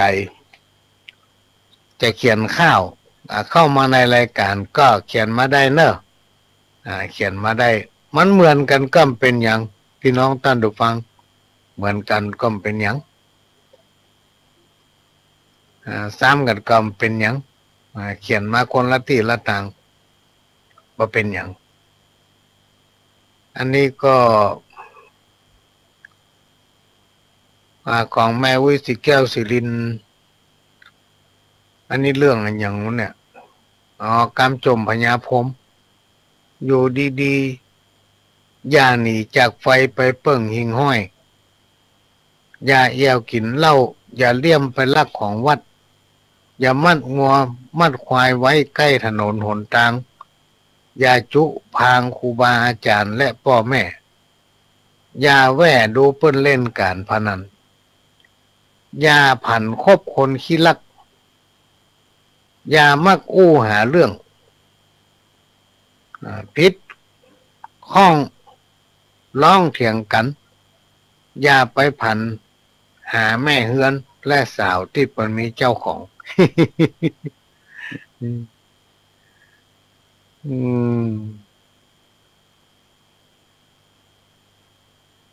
อันนี้ก็คุณธรรมประจำชีวิตก็เดี๋ยวก็จะเอากรรมมาเก่ามาอู้ได้จะจอยสักบทสองบทก่อนเนาะตะกี้แม่จันลักษัต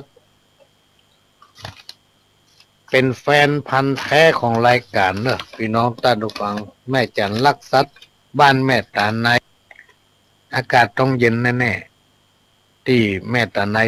ปงดอนแก้ห่มลำปางนี่นะมาแล้วเนอะเตรียมไว้เนอะปัญญาบ่าวเคินประเดี๋ยวนี้ที่จะมาอ่านข้าวบางคนโทรมาบอกว่าต้องให้เวลาอีแม่สัก15 นาทีพ่อง มีแม่คนหนึ่งโทรมาขอ20 นาทีโอ้ได้แกวกินนาทีก็เป็นอย่างที่เอามาโอ้อย่างนี้นี่เพราะว่าปัญญาบ่าวเคินฟังอยู่ จังไห้นี่ครับได้เป็นที่พี่น้องท่านผู้ฟังยังเวียงการลงนี่เวียงป่าเป้านี่แม่ขจานนี่แถวบ่อน้ำฮ้อนแถวปังยิ้วเวียงป่าเป้าตังบนบ้านบนแล้วก็บ้านปังยิ้วตังลุ่มนี่ได้ยินทีแต่แม่สวยนี่มันแน่ใจ ที่โทรมาเนี่ยปัญญาบ่าวเคินอยู่เชียงไฮ้ฟังไว้เนอะตะกี้นี่เพิ่นขอเป็นวันที่19เดี๋ยวพ่อหลวงจะไปหาผู้อำนวยการก่อนถ้าบอกวันที่19กับวันที่18 2 วันเนี่ย เตรียมไว้ เสียงก็บ่ค่อยดีพี่น้องต้องฟังถึงได้อยู่ในยังแต่ตั้งห้องส่งสถานีรถต้นมา2 รอบแล้วมาเข้าก่อนกับป้าปหลวงมาวันนี้นัดหมายกันจะดีโอ้สัมปะทำเฮาสัมปติดงาน2 งานปานปอโทรศัพท์สมาลุทำได้ใหม่แต่ใจเนี่ยมาเก่งตะใดตะนะรู้ผมละประเด็นนี้ดีมาละก็เลยต้องไปเสาะหาใหม่ ก็จะมาว่าตั้งป่ายเนอะเศรษฐกิจพอเพียง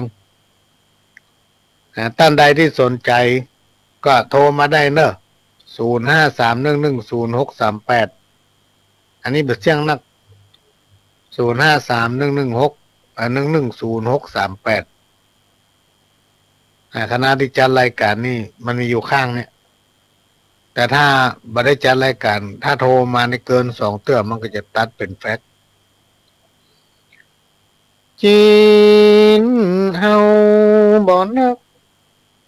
อย่าฟักลายเคียงเอาหมอกพอเพียงเลี้ยงครอบครัวใดจากแต่งข้าวสารมากราบวอนไว้กับพี่น้องไทยทั่วทิศช่วยแก้ปัญหาช่วยกันมาคนคิดชีวิตต่อสู้วันจ้างขายจ้างกาได้มาแบ่งปันเป็นส่วนเป็นอันมันก็อยู่ได้ก็จากพอเพียงเลี้ยงต้องปากใจปลูกส่วนขั้วไปพร้อมพักบะทั่วบะแตงบะแฟงบะฟักปลูกตามหัวบ้านเลี้ยงยายเหลือกินเหลือใจ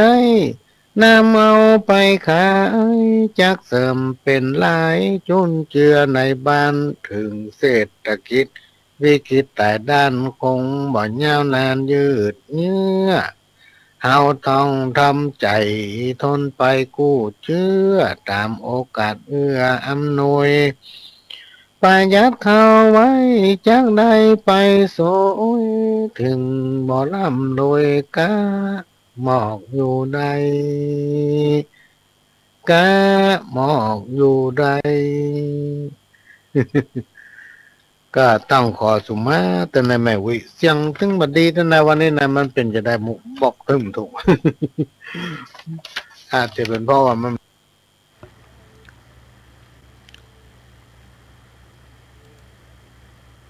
ก็ผ่านไปพี่น้องท่านผู้ฟังขณะนี้พี่น้องท่านผู้ฟังก็กำลังรับฟังรายการสาระสปะจากสถานีวิทยุกระจายเสียงพระพุทธศาสนาแห่งชาติและสังคมเคลื่อนเพื่อการศึกษาพระพุทธศาสนาและวัฒนธรรม FM 104.50 เมกะเฮิรตซ์จากวัดไฟหินวัดไฟหินตั้งอยู่ตำบลชุเทพอำเภอเมืองจังหวัดเชียงใหม่ซึ่งเป็นสถานีของพี่น้องท่านผู้ฟังทุกคนทุกท่านที่เราช่วยกันทนุบำรุงเป็นกะน้ำกะไฟกะวัสดุอุปกรณ์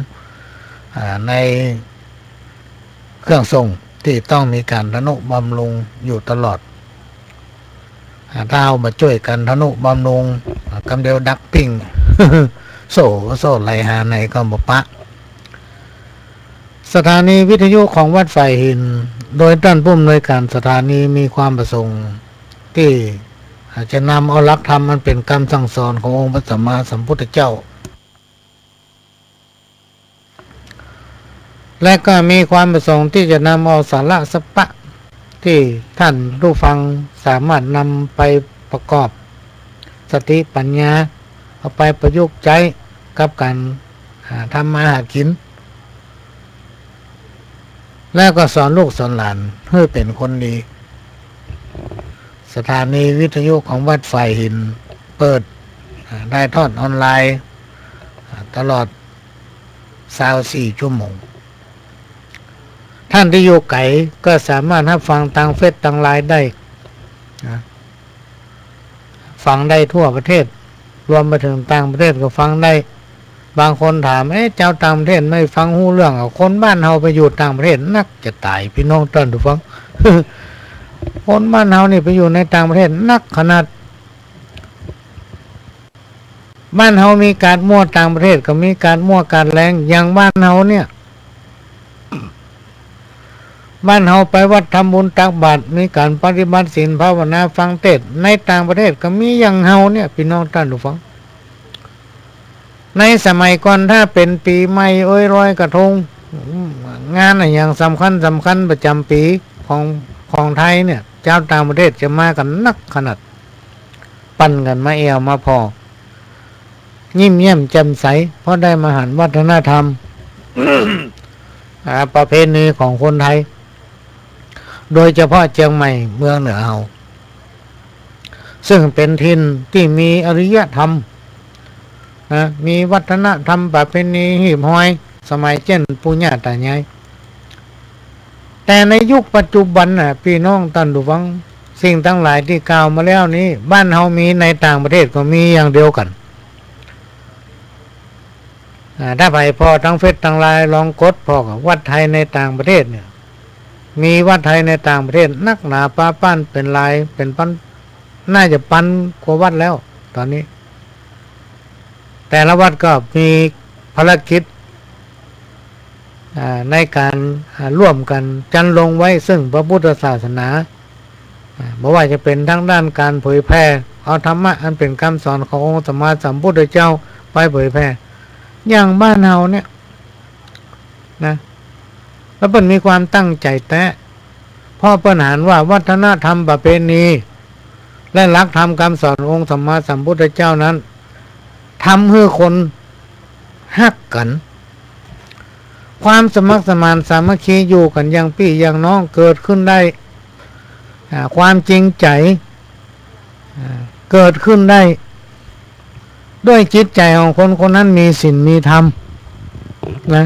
มีศีลมีธรรมประจำตัวประจำใจลองสังเกตพอเตอร์พี่น้องท่านผู้ฟังถ้าไผหน้าตาสดใสงามเนาะจุ่มไว้อย่างพอแล้วม่วนอกม่วนใจคนนั้นเพิ่นมีจิตใจเป็นศีลเป็นธรรม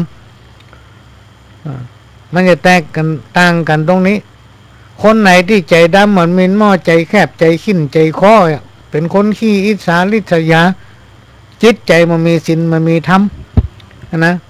เปิ้นทำบุญที่ไหนมันก็ต้องมาสนใจเปิ้นมีงานวัดงานวาที่ไหนมันก็มาสนใจเรื่องว่าวัดก็มาใครไปให้โอกก็ต้องมาเข้า ที่บ่เข้าก็คือมีการมีงานมันไปร่วมเปิ้นโรงเรียนกำไปนั่งอยู่ตำจอกเล่าคนนั้นน้อยเล่าคนนี้น้อยเป็นคนที่จิตใจแคบบ่มีศีลธรรมอยู่ในตัวท่านทั้งหลายลองลักพอแน่มาเถอะมันถึงมีสังง่าราศีหน้าแห้งตายตะยะ ตามันเจาะหากันเรื่องแลแต่คนนั้นแลแต่คนนี้คนอย่างเงี้ยพี่น้องท่านผู้ฟังตายไปยมบ้านอย่าบกอกวัดหัวมันเพิ่นเกิดมาเป็นคนแล้วบ่ปฏิบัติตนเหมาะสมกับเป็นสัตว์ที่ประเสริฐคนเฮาถึงวันเนี้ยมนุษย์เฮาทั้งหลายเนี่ยเป็นสัตว์ที่ประเสริฐกว่าสรรพสิ่งใดๆในโลกนี้เฮาเนี่ยประเสริฐกว่าทุกอย่างเลยที่เป็นสิ่งมีชีวิตอยู่บนโลกนี้แต่ยังบ่รู้จักค่าของตัวเองยังบ่รู้จักความประเสริฐของตัวเองคนประเภทนี้ไปที่ไหนไผถึงไม่ชอบจะไปคบหาสมาคมกับมันรายการของพระหลวงสว่างธาตุอินจันทร์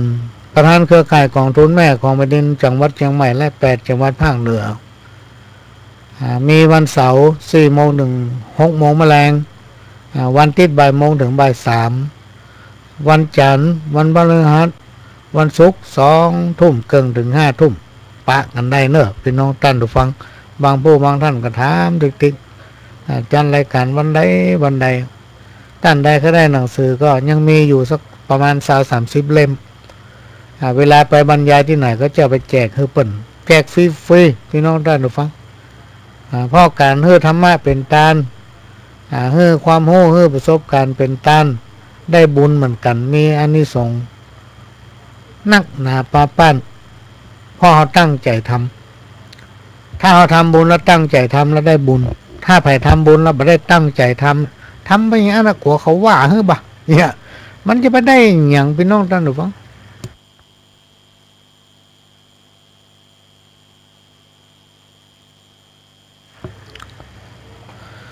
ธรรมชาติเป็นสิ่งที่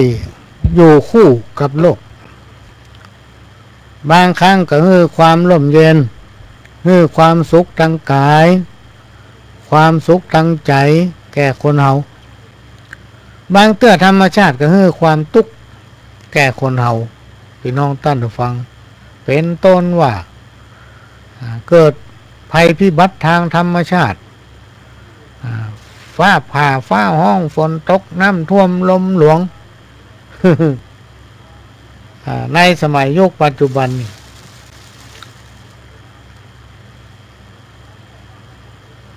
เป็นห้องว่าอุบัติภัยทางธรรมชาติอุบัติเหตุหรือว่าอุบัติภัยทางธรรมชาตินั้นมีเกิดขึ้นเพียงชั่วขณะระยะหนึ่งเวลาหนึ่งเท่านั้นมันเป็นภัยธรรมชาติที่เกิดขึ้นมีการแปรปรวนเปลี่ยนแปลงมาแน่นอนรวมไปถึงชีวิตของคนเฮาเมื่อเกิดขึ้นก็มีการเปลี่ยนแปลงและแตกสลายบ่มียังคงเหลืออยู่ได้บนโลกนี้ครูบาอาจารย์ท่านได้กล่าวไว้ว่าบ่มีอย่างจีรังอย่างยืนธรรมชาติที่มาเกิดขึ้นกับคนเฮาก็คือสิ่งที่ผูกพันกับชีวิตของคนเฮาเป็นต้นว่าการทำมาหากินบางคนก็ตุกแตะตุกว่า บางคนก็รวยร่ำรวยแตะร่ำรวยว่าบางคนก็ตกต่ำถึงกับล้มละลายพี่น้องท่านผู้ฟังจนหมดตัวไปเลยก็มีนักโบราณอาจารย์ท่านได้กล่าวไว้ว่าอันยังจะเกิดปล่อยมันเกิดไม่จำเป็นต้องไปกุ้มอกกุ้มใจกับมันไม่ต้องไปเครียดกับมันบางคนตุกอกตุกใจกับมันหลายที่แก้บัตกฆ่าตัวตายไปเหรอก็มีครูบาอาจารย์ท่านได้กล่าวไว้ว่าให้รวบรวมสติ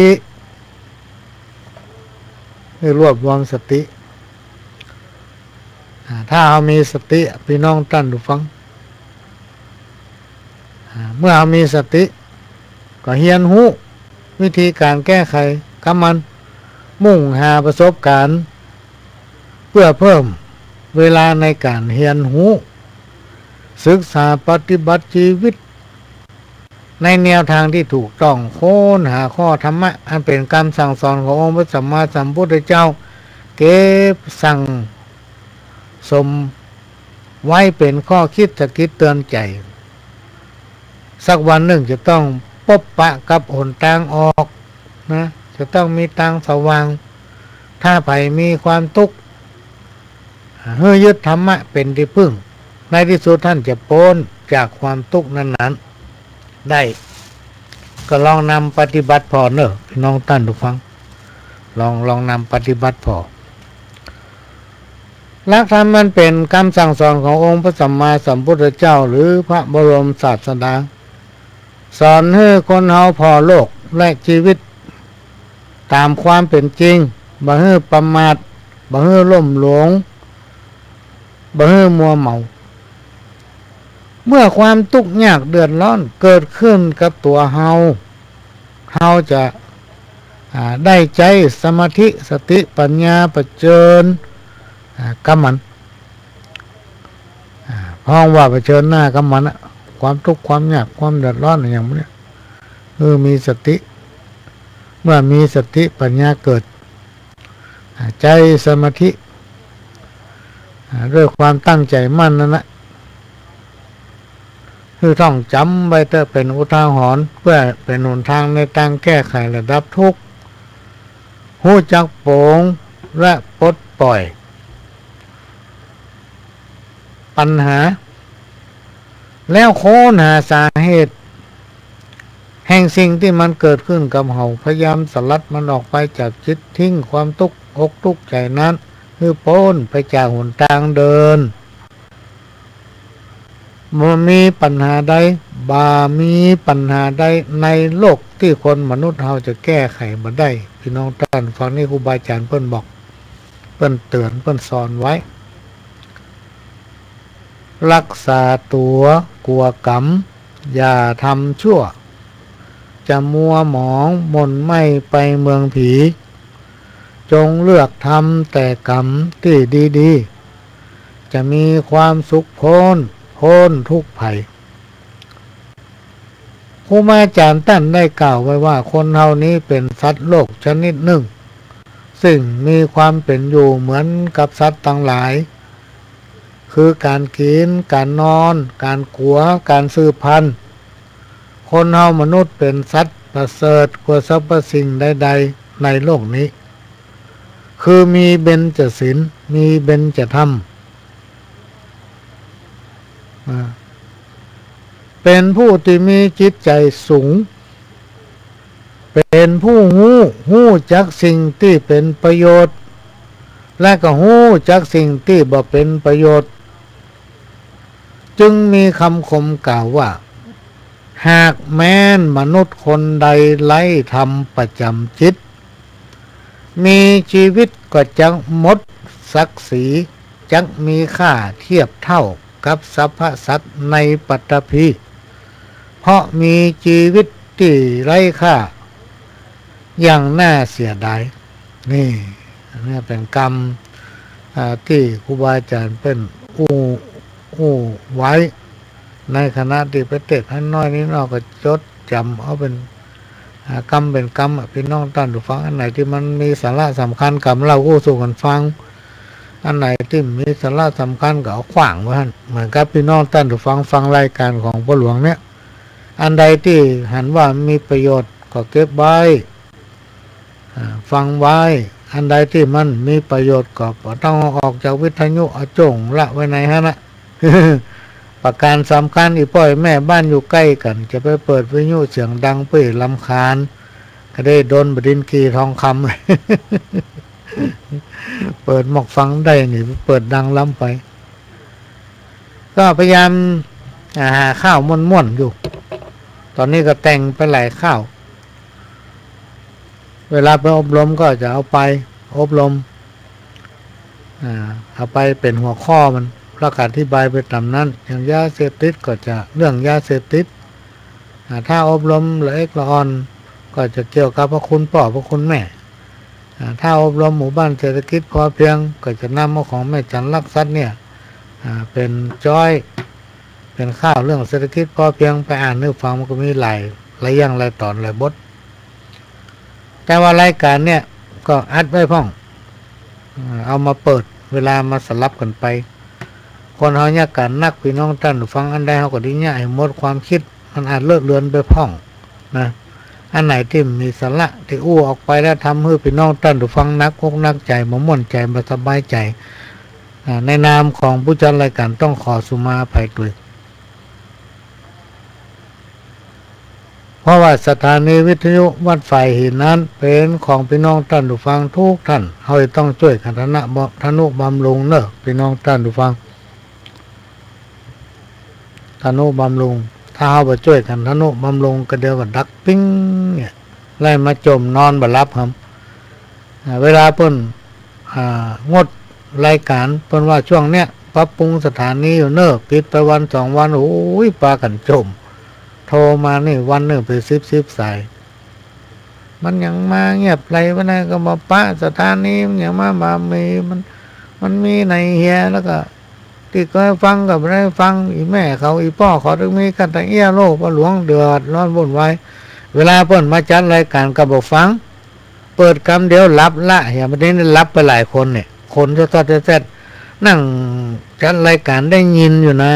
เสียงที่ป้อยแม่คนเนี่ยพดเอาวิทยุพดเอาห้องส่งพ่อหลวงเพื่อคนบดบัดเพื่อนมาจัดรายการกันเดือดมาเข้ารายการน้ำลายป้อยแม่ถึงมีกัดตะเอี้ยพ่อหลวงเลยเรา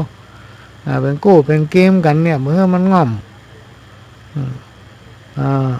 เปิดมาจัดแท้เล่นลับละเงาอู้คนเดียวและคนดังเนี่ยออกห้องส่งไปดูฟัง ดังแล้ววิทยุโลนั่น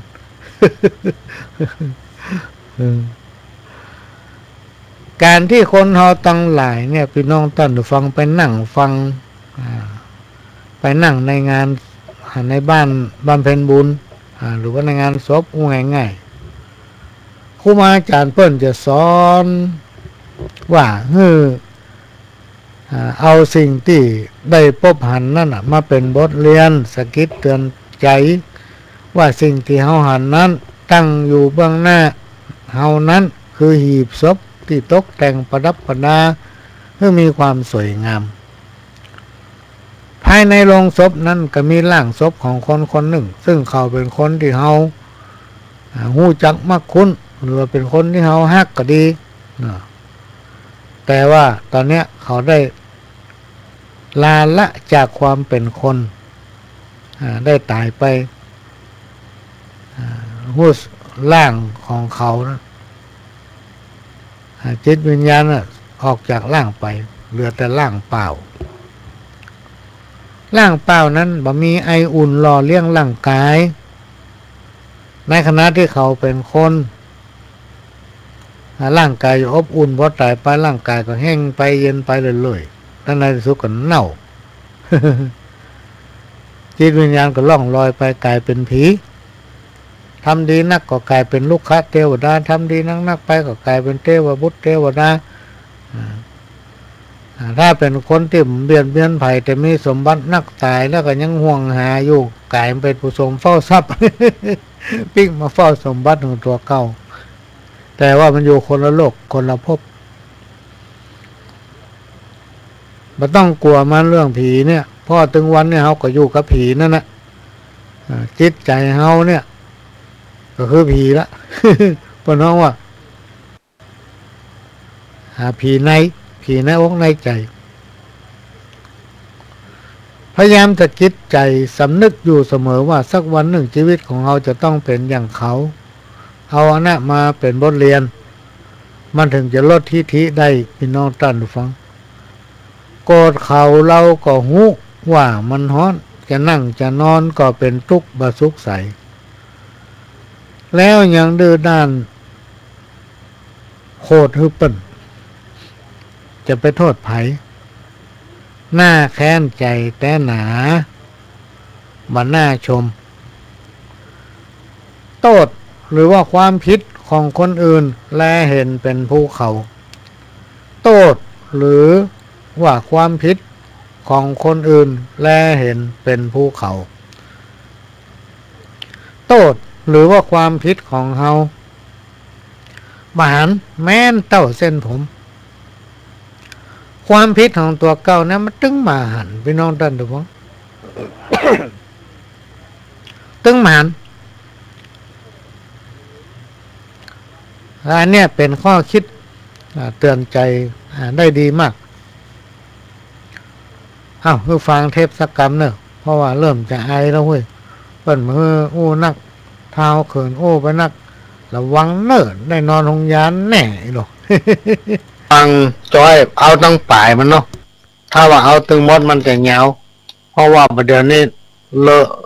ได้เวลา1 ชั่วโมงพอดีหัน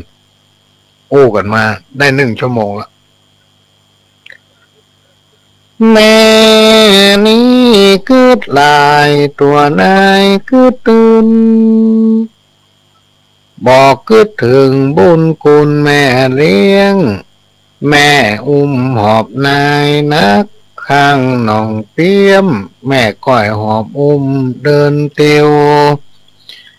เลี้ยงใหญ่มาแล้วกับกายเป็นงูเขียวบอกให้เดินเตียวมาหาแม่เจ้าแม่มาทุกใจยะการตึงเท่าก็หิวแห้งรวยอ่อนนักลูกเต้าเตรียมใจเป็นเทวทัตมาทัดขวางเฮือหนีไป แม่เลี้ยงลูกไว้หวังได้สุขใจแม่ได้กินได้ไว้ปั่นลูกเต้าบาดเดียวนี้เฮ้ยบ่มีไปเฝ้ามาสวตุ้มลาแม่ไว้น้อยอกมองใจกับเจ้าลูกไทยแม่นั่งสีตาให้ถึงวันคือทอดแม่เลี้ยงลูกเต้าจอมความแม่หวังสุขบานปอยทุกโศกเศร้าแม่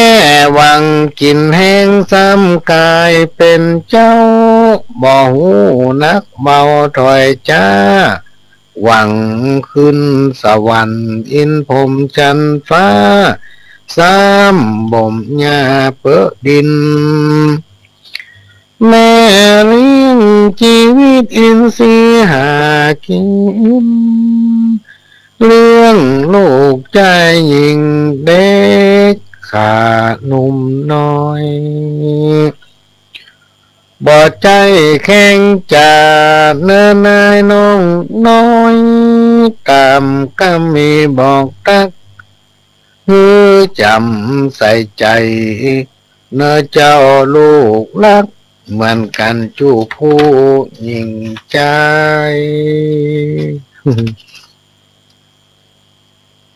เดี๋ยวพอข้อความกันเนอะต่อยาเสพติดเห็นหน่อยจบแล้วจะให้ฟังเพลงสักเพลงเป็นการพักยกจะได้ใส่น้ำเถอะกำอัญญาเสพติดมีพิษเหลือหลายมันล้างทำลายถึงบ่เลือกหน้า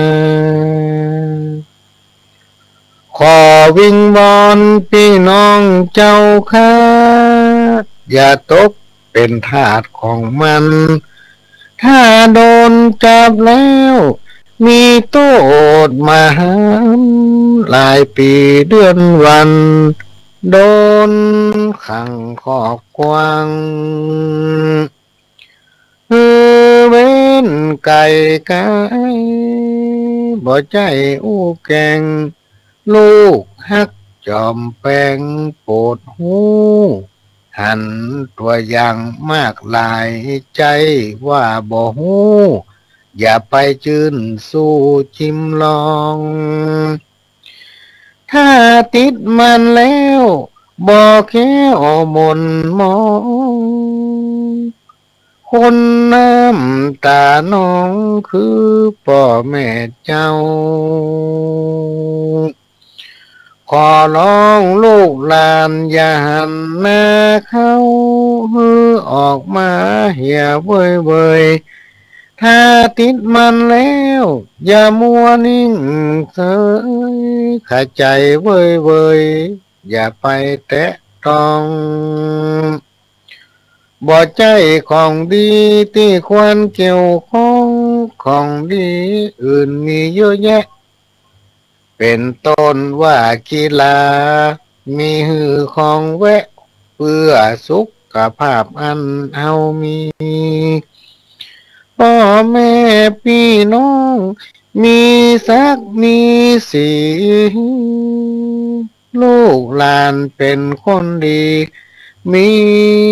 ตามีนา อันนี้ก็เรื่องยาเสพติด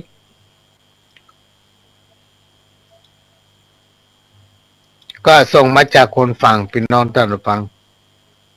ส่งมาเตอะพี่น้องท่านผู้ฟังมันเหมือนกันกำเป็นหยังมันเหมือนกันกำเป็นหยังก็ต้องเป็นห่วง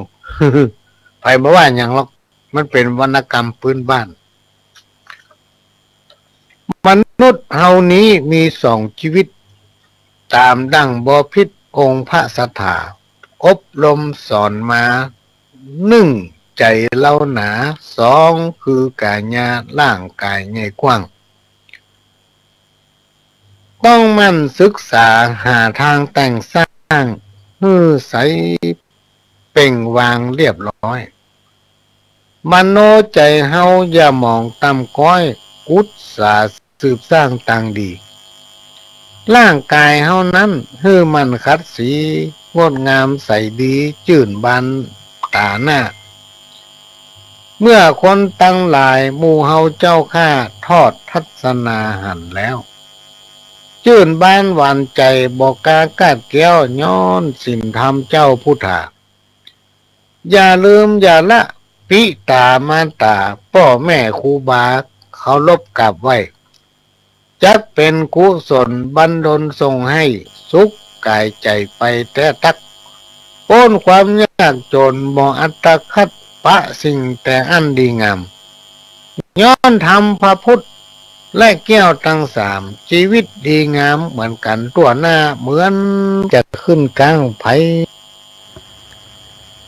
ขณะนี้พี่น้องท่านผู้ฟังก็กำลังรับฟังรายการสาระสปะโดยก้าวกับผมพระรองสว่างท่าทีมจันทร์ประธานเครือข่ายกองทุนแม่ของแผ่นดินจังหวัดเชียงใหม่และ8จังหวัดภาคเหนือก็มาพบปะกับพี่น้องท่านผู้ฟังทางสถานีวิทยุกระจายเสียงพระพุทธศาสนาแห่งชาติและสังคมขึ้นเพื่อการศึกษาพระพุทธศาสนาและวัฒนธรรม FM 104.50 เมกะเฮิรตซ์วัดไฟหินวัดไฟหินตั้งอยู่ตำบลสุเทพอำเภอเมืองจังหวัดเชียงใหม่ก็มาปะกันทุกวันอาทิตย์เวลาบ่ายโมงถึงบ่าย3 โมงวันเสาร์4 โมงถึง6 โมงแมลงวันจันทร์วันพฤหัสวันศุกร์ก็มาพบปะกัน2 ทุ่มครึ่งไปถึง5 ทุ่มนอกจากมีภารกิจก็จะขอเมตตาจากท่านผู้อำนวยการเอารายการของหลวงพ่อพระครูสุพลมุญญาภรณ์หรือว่าตุลุงทองมาแตนวันนี้ก็โอ้กันไปโอ้กันมาเวลาก็จะหมดละพี่น้องท่านผู้ฟังเรือหำนิ้วเดี๋ยว อันที่รับก็ตื่นได้แล้วเนอะตื่นได้ละถ้าจะตื่นละ เสียงคนพดออกวิทยุแบบโปรดละพระหลวงอู้คนเดียว เวลาหมดเวลาพระหลวงก็จะขอนำรายการจากพี่น้องท่านผู้ฟังไปก่อนขอให้ทุกคนทุกท่านนอนรับฝันดีกินข้าวแรงลำมีสุขภาพร่างกายแข็งแรงสมบูรณ์จากกระผมพระหลวงสว่างท่าดินจันทร์ขอสวัสดีครับ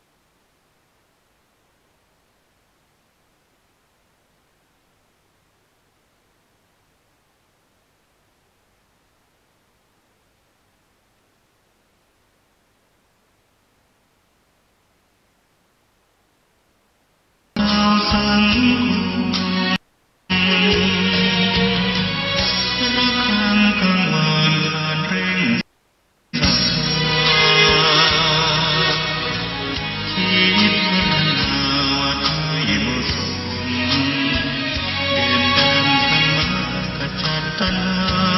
อย่าผิดหวัง